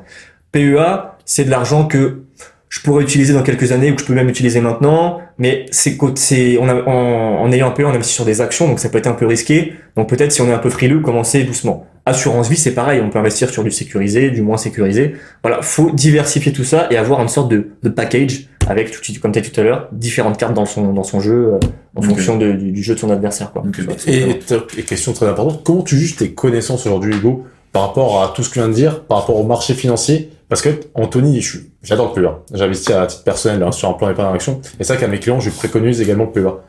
Par contre, c'est vrai que la plupart du temps, tu vas être libre à toi-même parce que c'est toi-même qui vas devoir acheter tes actions. Mm. Ou alors le conseiller, enfin, en fonction à l'établissement, peut te conseiller des fonds. Mais le conseiller n'a pas de dire, achète par exemple sur Total ou achète sur Carrefour, Carrefour, peu importe. Ok. Pourquoi? Parce qu'il veut pas être en porte-info après. Il a pas le droit, Ouais, volontairement. c'est l'AMF en fait qui a fixé ça. Donc pour le coup, vraiment, on n'a pas le droit de te conseiller sur un achat d'action. On peut conseiller sur un achat de organisme de placement De collectif. toute façon, c'est pas plus mal. Parce que tu vois dire à un client, ou à conseiller quelqu'un, je vous conseille Carrefour, alors que, au final, c'est rien si elle va marcher ou pas, tu vois. Faut faire des analyses techniques, faut faire Ouais. des analyses fondamentales, c'est vraiment poussé, hein, c'est Et vraiment et des même en personnes faisant des expertes analyses, qui font des études vraiment sur la partie boursière qui peuvent te dire oui, je conseille d'acheter sur tel titre parce qu'après ils vont t'expliquer des choses en termes de macroéconomie, microéconomie. Donc toi, comment tu juges tes connaissances? Bah, avant ce podcast nul. Non, c'est pas pour vous chier. Avant ce podcast nul, genre, c'est pour ça aussi que je viens. C'est parce que, voilà, parce qu'il y a mon salaire, mais il y a aussi celui de Mathilde. Parce que, on compte vivre à deux, donc voilà. Et c'est aujourd'hui, qu'est-ce qu'on fait pour qu'est-ce qu'on met en place pour s'en sortir le mieux possible. Et dans mon cas, effectivement, bah oui, je suis entrepreneur, elle non. Donc c'est un peu plus simple, mais dans mon cas, c'est comment je fais pour justement avoir plusieurs joueurs, des défenseurs, des attaquants, et savoir jouer correctement, quoi. Ok. Voilà. Si tout à l'heure David il disait le PEA ça peut être compliqué parce que si tu connais pas grand chose au marché financier quoi que ce soit tu peux te sentir un peu perdu et t'as raison au final je suis d'accord avec toi. En revanche il y a des manières d'investir qui peuvent te permettre de limiter ta prise de risque et de pas avoir à regarder ou à écouter BFM Business tous les jours. Ah oui, ça j'ai entendu peut-être parler, je dirais peut-être, tu sais, les grosses entreprises qui font des groupes là. Ok. Amundi, trucs comme ça. Je sais pas, moi je disais CAC 40. Ouais, Ah, le CAC 40. Ouais, il y a un truc européen aussi, je crois. Ouais. CAC 40, c'est quoi? C'est pour les C'est la États-Unis? France. C'est la Non. France, ouais, c'est nous, Ah, c'est ok. nous. Ah ouais, c'est nous, merde. C'est Corico. Les États-Unis, C'est les 40 C'est- plus grandes entreprises, c'est la S&P 500 ou le Dow Jones, 500, ouais, j'ai en un peu fonction pas de 500. quel... Donc S&P 500, c'est les 500 plus grandes entreprises américaines. Et Ouais. après, t'as le Nasdaq 100, qui est très Ok. connu également, parce que là, c'est 100 boîtes dans la tech, donc tu vas retrouver les 7 magnifiques. Est-ce que tu pourrais nous citer les 7 magnifiques? Ouais, bien sûr. Là, on a les GAFAM. Donc, GAFAM, c'est Google, Apple, Facebook, donc maintenant Meta, Amazon et Microsoft. Et plus Nvidia qui a beaucoup pris en bourse depuis un an. Bah, c'est la plus grande capitalisation boursière mondiale. Avec Apple, je sais pas, mais Pareil, peut-être. Ouais. ouais. Nvidia, c'est tout ce qui est intelligence artificielle et Tesla. Mais en fait, si tu veux, tu as tout à fait raison. Tout à l'heure, on disait, est-ce qu'on achète une action Carrefour, une action Total, etc. En réalité, même moi, j'en sais rien. Je sais pas quelle est l'action qui va marcher dans les 10 prochaines années. Et pas grand monde le sait, même personne au final. Ce que tu peux faire pour contrer ça, tout à l'heure, tu parlais du CAC 40. Le CAC 40, c'est les 40 plus grosses capitalisations boursières françaises, entre guillemets, les 40 plus grosses entreprises. Bah, tu peux choisir d'investir sur ces 40 entreprises-là. Ouais. Comme ça te permet de diminuer ton risque. Si jamais il y a une entreprise qui se casse la figure, bah, c'est pas grave, parce qu'il y en a 39 autres qui fonctionnent, Ouais. entre Et guillemets. elle est remplacée en plus. Et elle est C'est ça. remplacée. Et ça en fait, s'appelle... la 41e, boum, elle passe à la 40e. Exactement. Ça, Ça c'est cool. s'appelle un ETF. Un ETF, c'est un produit boursier qui te permet de répliquer, donc de suivre à la trace, la performance d'un indice. Donc un indice, par exemple, le CAC 40, les 40 plus grosses entreprises françaises. Donc au final, quand tu investis là-dessus, tu investis tous les mois 100 euros de manière passive. Moi, c'est ce que je fais. David, c'est ce qu'il fait aussi un petit peu. Je crois, hein, c'est ça. Exactement. Ouais. Et au final, tu te prends pas la tête à suivre les Ouais, actus et les c'est financières. Au final, sur le long terme, la bourse, ça prend entre 6 et 10% par an, globalement. Donc au final, sur le long terme, t'es pas sûr de gagner, on peut pas dire ça. Mais tu te mets dans les meilleures dispositions possibles. Exactement, ouais, c'est bien trouvé. Donc Ouais. là, on est vraiment sur une gestion indicielle. Donc l'objectif pour l'ETF, c'est de répliquer l'indice de référence. Vraiment de répliquer. Donc le but, c'est pas de battre ou d'être moins performant, c'est de faire exactement la même performance. C'est-à-dire l'indice, enfin là je captais pas trop. L'indice de référence, par exemple, bah, si le S&P 500 fait plus 5%, Ouais. le TF S&P 500 va faire plus 5% également. Ok. Ça suit vraiment le S&P 500. Pourquoi je précise ça? Parce qu'en fait, il y a des types de fonds où leur but, c'est de battre l'indice de référence. D'accord. Donc ça, c'est existe. des joueurs risqués plus, c'est ça? C'est un peu plus risqué. Ouais. Ouais. Par contre, la rémunération peut être meilleure. Oui. Parce que leur but, vraiment, c'est d'être meilleur. Et donc, faut voir aussi, tu peux allier, en fait, ce type de gestion. Donc, une gestion indicielle et la gestion que je viens de te dire. Les deux sont possibles. Et donc là, on serait plus sur une personne qui serait type bourse, en fait, qui jouerait vraiment plus dans la bourse que au vu du CAC 40, où là vraiment tu te dis bon vas-y, je place mes billes là-dessus, mais ça se gère tout seul. Alors que là peut-être c'est plus, je place ma bille, mais faut quand même que je regarde si mes billes elles avancent bien au bon endroit, quoi. Après, ça reste un fonds. Ouais. Donc, il y aura quand même plein d'entreprises qui vont faire partie de ce fonds-là. qui vont être peut-être des entreprises un peu différentes du S&P 500, forcément. Mais dans l'idée, ça sera quand même quelque chose qui va ressembler. Et où le but, ça va être vraiment de battre cet indice. Parce que peut-être qu'il y aura quelques entreprises différentes qui va faire la différence. Alors, forcément, le risque, c'est que des fois, ce soit un peu plus bas. En fait, c'est géré par un professionnel qui, lui, son but, c'est de essayer de performer plus que, par exemple, le CAC 40. C'est possible, c'est pas facile à faire. Tous les fonds ne performent pas plus que les ETF. Et la contrepartie aussi, c'est que comme tu as une gestion, ce qu'on appelle active, tu as plus de frais. Donc finalement, si toi vraiment tu veux pas te prendre la tête l'un dans l'autre, les ETF, c'est quand même aujourd'hui relativement safe et adapté au final à ta situation. Moi, je dirais plus là-dessus pour le coup. Mais je t'aime bien, David. J'adore, même. Tu n'as pas l'avantage fiscal, n'oublie pas. Ok. Donc après, pour l'instant, t'as pas besoin de l'avantage fiscal. Ou après, ça se trouve, j'ai un PER avec des ETF. Tu peux faire les deux. Tu peux allier, en fait, en fonction de ta capacité d'épargne, mettre un peu sur le livret A, un peu sur le PER. Le banc de touche. Et un peu sur, bien sûr, tout à le fait. PER. Donc tu peux faire les trois. En soi, c'est possible. Ok. Vas-y, je te laisse. Ouais, excuse-moi, j'avais une question, et je suis sûr qu'il va me dire, est-ce que t'as des questions? Ouais, exactement. Ostéopathe, pas pour rien. Il ressent. Rien à voir, le type. Mais non, en gros, je vais savoir, c'est peut-être une question bête, mais je n'y connais pas grand-chose. C'est, imaginons, là, je vous ai dit, oui, en ce moment, et encore, je suis même pas sûr que mon salaire soit vraiment ça, tellement c'est le début et tout, et que je sais pas encore, il faut réajuster. Donc, imaginons, j'ai vraiment cette capacité d'épargne de 1000 euros. Ok. Ça, c'est le début. Donc là, j'ai placé 100 balles, 500, 200, tout ça, 300, bref, peu importe. Mais si dans quelques années, là, je vais plus avoir l'ACRE, je vais augmenter, normalement, j'espère, en tout cas, je crois que j'adore, augmenter mon salaire, augmenter mes charges. Donc finalement, peut-être, je vais réduire ma capacité d'épargne et donc je vais avoir un peu moins de billes à placer. Est-ce que ça, c'est dérangeant si, du coup, je passe de peut-être 100 euros mis au départ, 100, et puis après, je descends peut-être à 50, 20, 30. Est-ce que ça change quelque chose ou pas? Selon moi, c'est pas dérangeant. Le plus important, c'est de rester sur ce mindset, de se dire, je continue à investir. Ouais, exactement. Tu restes dans ce mindset-là, donc c'est très bien. On t'en dit la même réponse. Exactement. J'ai bien que vous êtes d'accord. Le plus important, tu peux baisser, mais il faut continuer de verser au moins tous les mois, de manière régulière, même si tu baisses le montant. Okay. Et donc là, globalement, si vous me conseillez de placer, je place en tout cas, si on fait un top 5, c'est quoi le top 5 pour vous, là, de placement pour moi? On va rester déjà sur l'idée du livret A, la base. Ouais, le livret A. D'ailleurs, une question qu'on n'a pas posée. Est-ce que tu as déjà commencé à déclarer tes impôts? Ou pas encore? Pas encore, non. Pas encore, ok. Donc, il y a une idée qui me venait en tête, mais on ne pourra pas l'évoquer du coup. Donc, livret A, oui. Ouais. La base. Donc, tu mettais au moins 10 000 euros sur ce livret A. Enfin, tu mets au moins 10 000. Parce que là, je sais pas les 10 000. Non, mais t'inquiète. Petit à petit, tous les mois. Il m'a dit 10 000 euros, ça fait genre, oui, j'ai même pas 10 000. En investissant, donc, imagine qu'on parte sur 1 000 euros. Ouais. Mais une plus grande partie sur le livret A pour selon moi, au départ, pour justement avoir ce matelas de sécurité le plus rapidement possible. Okay. Donc, peut-être mes 700 euros par mois sur ce livret A. Et après, les 300, tu peux commencer à les allouer. Fais-toi plaisir sur ce plan d'épargne d'action. Ou ce PER, assurance vie. Les trois. Ou les trois, moi, c'est sur les trois. Tu peux mettre donc 200 euros sur le plan d'épargne d'action et 100 euros sur le PER pour commencer. Okay. Comme ça, tu me ferais plaisir en plus. Et pourquoi enfin, tu me parlais de matelas et tout. Est-ce que c'est par rapport aux banques pour le prêt? Ah non, rien à voir, c'est pour toi. C'est pour toi. C'est pourquoi? Parce que ça change quoi, en fait, que mon livret A. Mais c'est intéressant qu'il vienne dire, oui, c'est aussi pour le prêt, parce qu'on va te demander un apport personnel qui va couvrir les frais.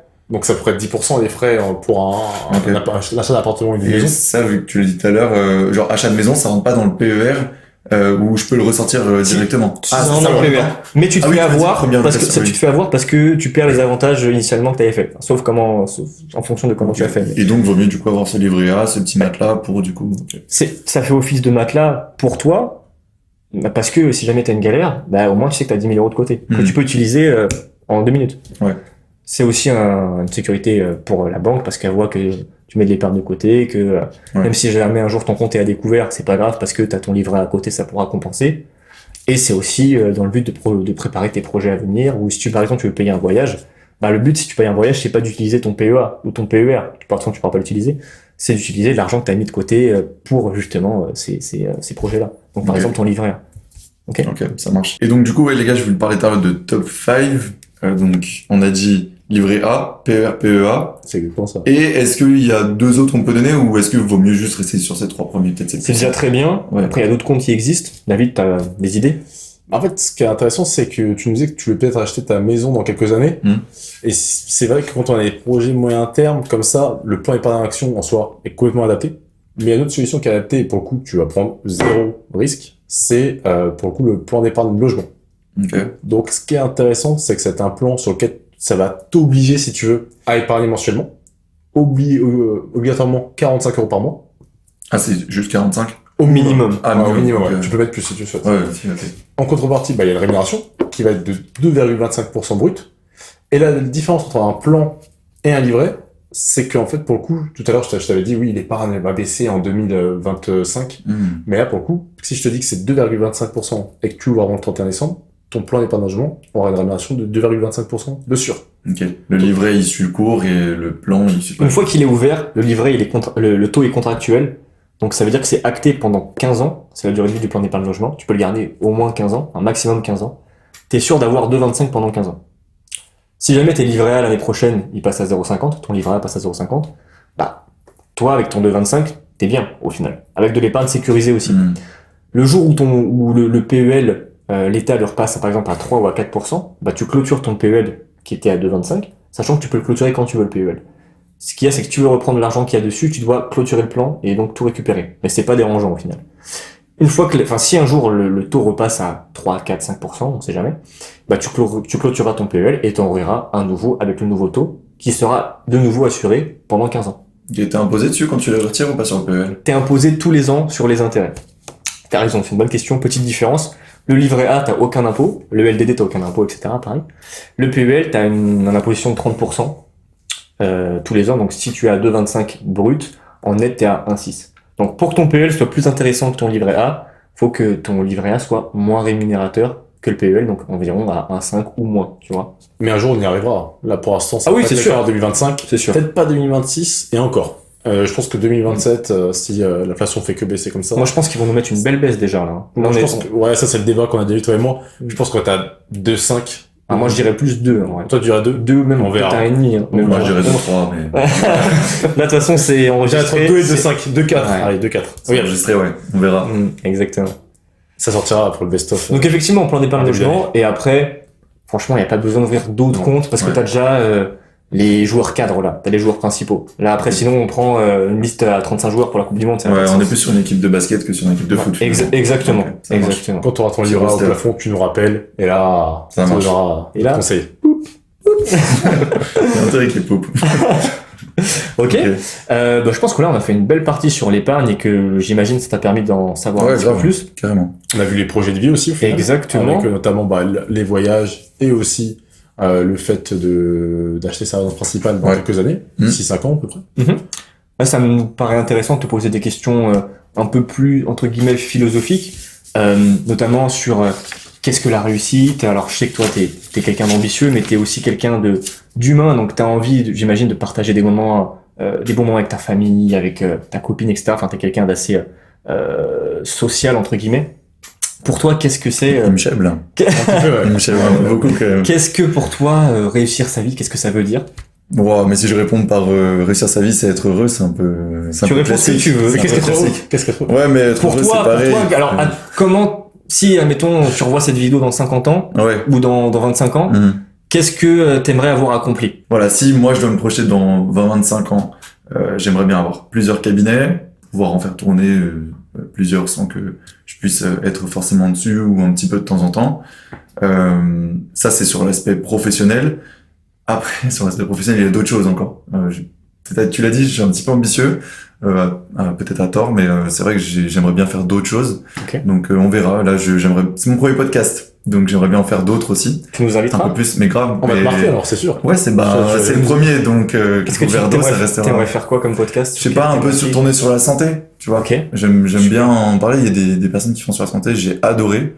Donc je me dis pourquoi pas le faire moi. On pourra faire un feed café au verre d'eau, grave, boire, et en fait, grave. ça sera nous les invités, les patients. Ouais. Pas les clients. Il a pris tout mon concept, quoi. Ouais, c'est foutu, ça. Mais non, voilà, donc ça, c'est sur le plan pro. Ok. Après, sur le plan perso, c'est m'épanouir tous les jours, mais c'est la phrase qu'on va entendre de partout. Juste, moi, il y a un truc que j'ai appris en tout cas en tant qu'ostéo. Tout à l'heure, je parlais en off du développement durable. Je sais pas si ça parle à tout le monde. ces 3 petits ronds de développement durable, 2 en bas et un en haut. Et je trouve que dans la vie, c'est un peu la même chose. C'est-à-dire que on a un petit rond qui va être vie professionnelle, un petit rond qui va être vie sociale et un petit rond qui va être vie familiale.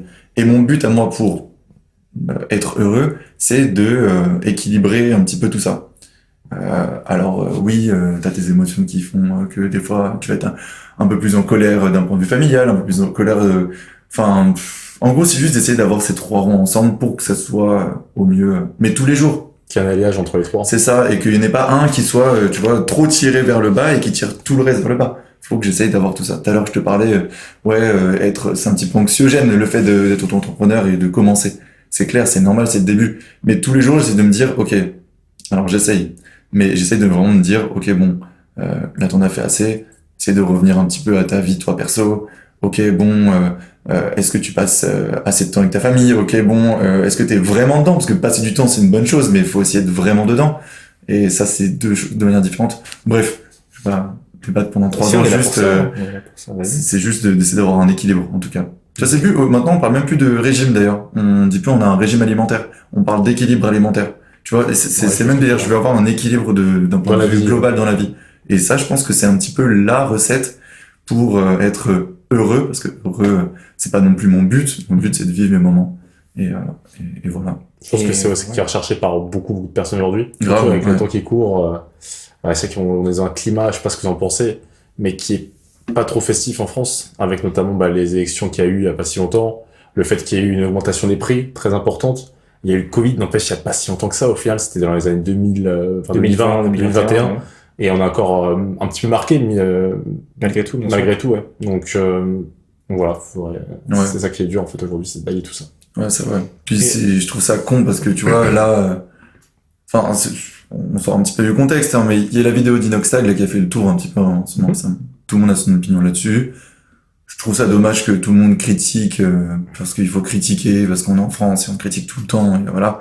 Mais le type à la fin, le truc, il dit un truc hyper juste. C'est juste qu'en fait, il faut profiter de ces moments, quoi. Et on le dit tout le temps. Mais là, il nous le montre encore plus. Et ouais, il faut arriver à déconnecter, à profiter de son moment, à profiter de soi-même. J'ai plus Olicard là, truc Olicard. Il y a un gars qui s'appelle Olicard sur YouTube. Il a écrit un livre. Il parlait de l'attention, nos téléphones. Je suis sûr qu'aujourd'hui, tu vas aux toilettes avec ton téléphone, tu l'enlèves. C'est hyper compliqué. Il y a des moments genre où t'es tout le temps avec ton téléphone, alors que t'en as pas besoin. Il faut se retrouver avec soi-même. Il faut se retrouver avec soi-même, avec son ennui. L'ennui fait partie de nous-mêmes. Si on n'a pas d'ennui, on n'a pas justement derrière ce qu'on peut vraiment profiter. Ça, tu vois, profite moins d'instant présent que le téléphone. Mais grave, le téléphone qui est tout le temps en train de slider. Aussi, ouais. Tu engraines en fait un processus de dopamine tout le temps dans ton cerveau. Donc en fait, t'arrives même plus à accepter l'ennui et donc t'acceptes pas l'ennui. Donc quand t'as quelque chose en particulier, tu profites pas. C'est terrible. Ce qu'il faut, c'est prendre ce temps-là, en fait. Et c'est ça, vraiment, qui pense. Je pense que, tu sais, à Instagram, tu sais, des fois, tu es avec les copains et tout ça, tu vas faire un événement. Des fois, t'as le réflexe de prendre une photo, quoi. De prendre une photo et dire, tiens, je vais la mettre dans ma story. Ouais. Et alors qu'on devrait juste profiter du moment, tous ensemble, et ne pas forcément penser à dire, tiens, je vais raconter ma vie à d'autres personnes. Ça serait plutôt de le raconter, en fait, à la limite, à d'autres personnes. Ça. Comme tu le racontais ton voyage tout à l'heure au Pérou, par exemple. On n'a pas eu de photo, mais on s'est imaginé en toi. Je montrerai des photos. C'est ça. Mais après, voilà, genre, tu peux aussi profiter en prenant une photo. Disons que tu vas peut-être pas forcément la poster directement sur le réseau, ou pas du tout. Et puis c'est pareil, je dis pas il faut arrêter le téléphone, je dis juste qu'il faut, voilà, genre, tempérer, quoi. Enfin, je veux dire, en fait, c'est juste que il faut qu'on ait un équilibre pour tout. Et vraiment pour tout. Il n'y a pas d'extrême, tout à l'heure on parlait d'extrême sur certains points. Voilà, en fait, généralement, on va toujours te dire, et toujours la meilleure solution, ça va être d'être équilibré, si tu veux. Tout le reste coordonne, quoi. De toute façon, oui. Rien n'est mauvais tant que c'est avec modération. C'est ça. C'est valable pour tout, au final. Sauf le Ricard, on peut y aller, Ricard, on y va. À boire avec modération, bien sûr, hein, pour le Ricard. On arrive à la fin du podcast, mais avant ça, avant de terminer, peut-être David, t'as une dernière question pour Hugo? Moi, je sais pas si t'as une anecdote, t'es parti au Pérou récemment, ou une anecdote dans ta vie, ou même en lien avec ton métier, que tu souhaites nous raconter. Je pense que t'as plein de choses à nous raconter, ça se voit. Mais est-ce que t'en as une qui t'a le plus marqué ces derniers temps? Je sais pas. En vrai, je sais pas, on en a déjà parlé en off, donc voilà. Il est bien demandé. Ou pas, ouais, non. C'est laquelle, en fait? C'est ça que je veux dire. En fait. Ouais, c'est laquelle, c'est ça, ouais, je saurais pas quoi dire, vraiment. Bon, je vais te sortir celle du Pérou. Ok, bah oui, avec plaisir. Celle du Pérou, parce que toi, t'attendais une autre. J'imagine que forcément, celle-ci allait te faire rire. Non, celle du Pérou, je me souviens, on est parti à Cusco. Pour ceux qui connaissent pas, c'est une des villes les plus hautes du monde. Donc, quand t'arrives là-bas, tu sors de l'aéroport, tu te dis, oh, ça va, ok, tranquille, tu montes les marches avec ton sac à dos, et là tu fais, ouais, c'est un peu moins tranquille quand t'as monté 3 marches, t'es un petit peu épuisé. Donc avec ma copine, on se retrouve à essayer de trouver un endroit hyper cool pour se poser, pour boire un petit verre, voilà. On était vraiment content, il faisait beau et tout, franchement trop bien, quoi. Cusco, incroyable. On se pose, verdure, montagne derrière en background, genre c'est magnifique et tout. Elle va chercher un verre, elle revient. Et puis là, moi je regarde, je suis avec mon petit verre, on est tranquille, on sirote. Et puis là, je sais pas, je vois des lamas. Putain, trop beau. J'adore les lamas. Enfin, premier degré, j'adore les lamas. Okay. Mais là, je regarde les lamas et ils étaient vraiment en train de s'enculer. Genre, ça faisait un bruit. Et tu tournes le regard et tu t'attends juste de voir je sais pas comment, si vous voyez comment, mais genre, c'est vraiment genre, t'imagines, un plan d'herbe énorme, des petites maisons, des fleurs. Voilà, c'est ça. Et t'as le chose de la montagne. Et là, tu tournes ta tête avec ton petit sirop et là, tu vois 2 lamas qui s'enculent. Alors, tu les adores et la moitié, tu dis, ça s'encule pas, les lamas. Là, c'est trop mignon, ça fait des petits bruits. Je vais pas vous les imiter, mais, ça fait des petits bruits, c'est... Il nous a imité tout à l'heure. Oui, je pensais qu'il allait le faire, mais oh, ouais, bon, je vous laisse imaginer ce que ça peut faire. Mais bon, ça c'était une petite anecdote. Magnifique. Voilà. Je sais pas si c'est la plus sérieuse, mais bon, c'est pour déconner un petit peu. Voilà. C'est parfait, ça permet de terminer sur une. J'ai bien aimé cet épisode. Ouais. T'es tous très détendus et à la fois, je pense que t'as appris des choses. Ouais, grave. Moi, j'ai pas aimé du tout, mais grave. Ah ouais, je rigole. Non, vraiment, j'ai appris plein de trucs. Et je suis vraiment content. Déjà parce que aussi, pour l'anecdote, Anthony, je le connais. Ça fait, je crois, 6 ans. On s'est pas revu depuis et le revoir là maintenant autour du podcast et que ça se passe bien pour tout, ça fait vraiment plaisir. Alors vraiment, pour le coup. Ouais, plaisir partagé. Hugo. C'est formel. Le mec me déteste. Il a la haine pour moi. On se revoit dans 6 ans. Maintenant, c'est on va mettre une musique de Lover parce que le regard là a été vraiment super mignon. Là. Ouais. C'est vrai. Non, mais blague à part, merci à toi Hugo d'avoir accepté cette invitation. Ça m'a fait aussi très chaud au cœur de te revoir et de discuter de plein de choses, même avant de tourner le podcast, on est allé au resto, etc. Donc on a bien partagé des moments très sympas. Au-delà de ça, je pense que cet épisode il a été très instructif, que ce soit pour des personnes qui veulent se lancer dans le milieu libéral ou pas d'ailleurs, hein, même qui veulent simplement lancer leur société et qui peuvent un peu avoir ton ressenti sur tes premières semaines d'installation. Après, on a fait aussi un gros focus sur l'épargne, etc. Je pense qu'il est aussi très intéressant, sans vouloir nous jeter des fleurs. On a aussi... Non, mais il y a voilà. Je le jette. Voilà. Non, je pense que ça a intéressé beaucoup de personnes, surtout des personnes qui sont dans la même situation que toi. On va vraiment mettre l'accent sur les entrepreneurs individuels et les personnes qui ont une activité libérale, puisque c'est quand même une catégorie un peu à part par rapport au monde du salariat. Donc vraiment, si vous avez des questions, faut pas hésiter à nous contacter, que ce soit Anthony moi-même ou directement en fait sur la chaîne Café au verre d'eau, que ce soit sur Instagram, sur TikTok ou également directement sur YouTube. Faut vraiment pas hésiter. Ou sur LinkedIn, d'ailleurs, on est dispo sur LinkedIn. Exactement. Et on va mettre de plus en plus de contenu sur LinkedIn pour information. Ok, tout à fait. Si vous souhaitez participer au podcast, pareil, vous nous contactez. Il y a aussi un formulaire qui est disponible en description que vous pouvez compléter avec justement quelques questions pour que nous on puisse préparer l'épisode. Hugo, encore une fois, vous pouvez le retrouver directement sur Val-Montois, c'est ça? Ouais, sur Val-Montois, à côté de Villadan, ligne H, Val d'Oise 95. Voilà. Sur les réseaux aussi, mais bon, c'est un petit truc. Sur ma fiche Google. On mettra tous les liens de toute façon. Tu mettras aussi toi. Ouais, tu mettras toi, exactement. Ouais. N'hésitez pas à liker et puis à vous abonner. Et puis d'ici là, on vous dit à très bientôt. Allez, ciao. À très bientôt. Ciao tout le monde. En vrai. Je reprends la question là, c'est les trucs. Voilà.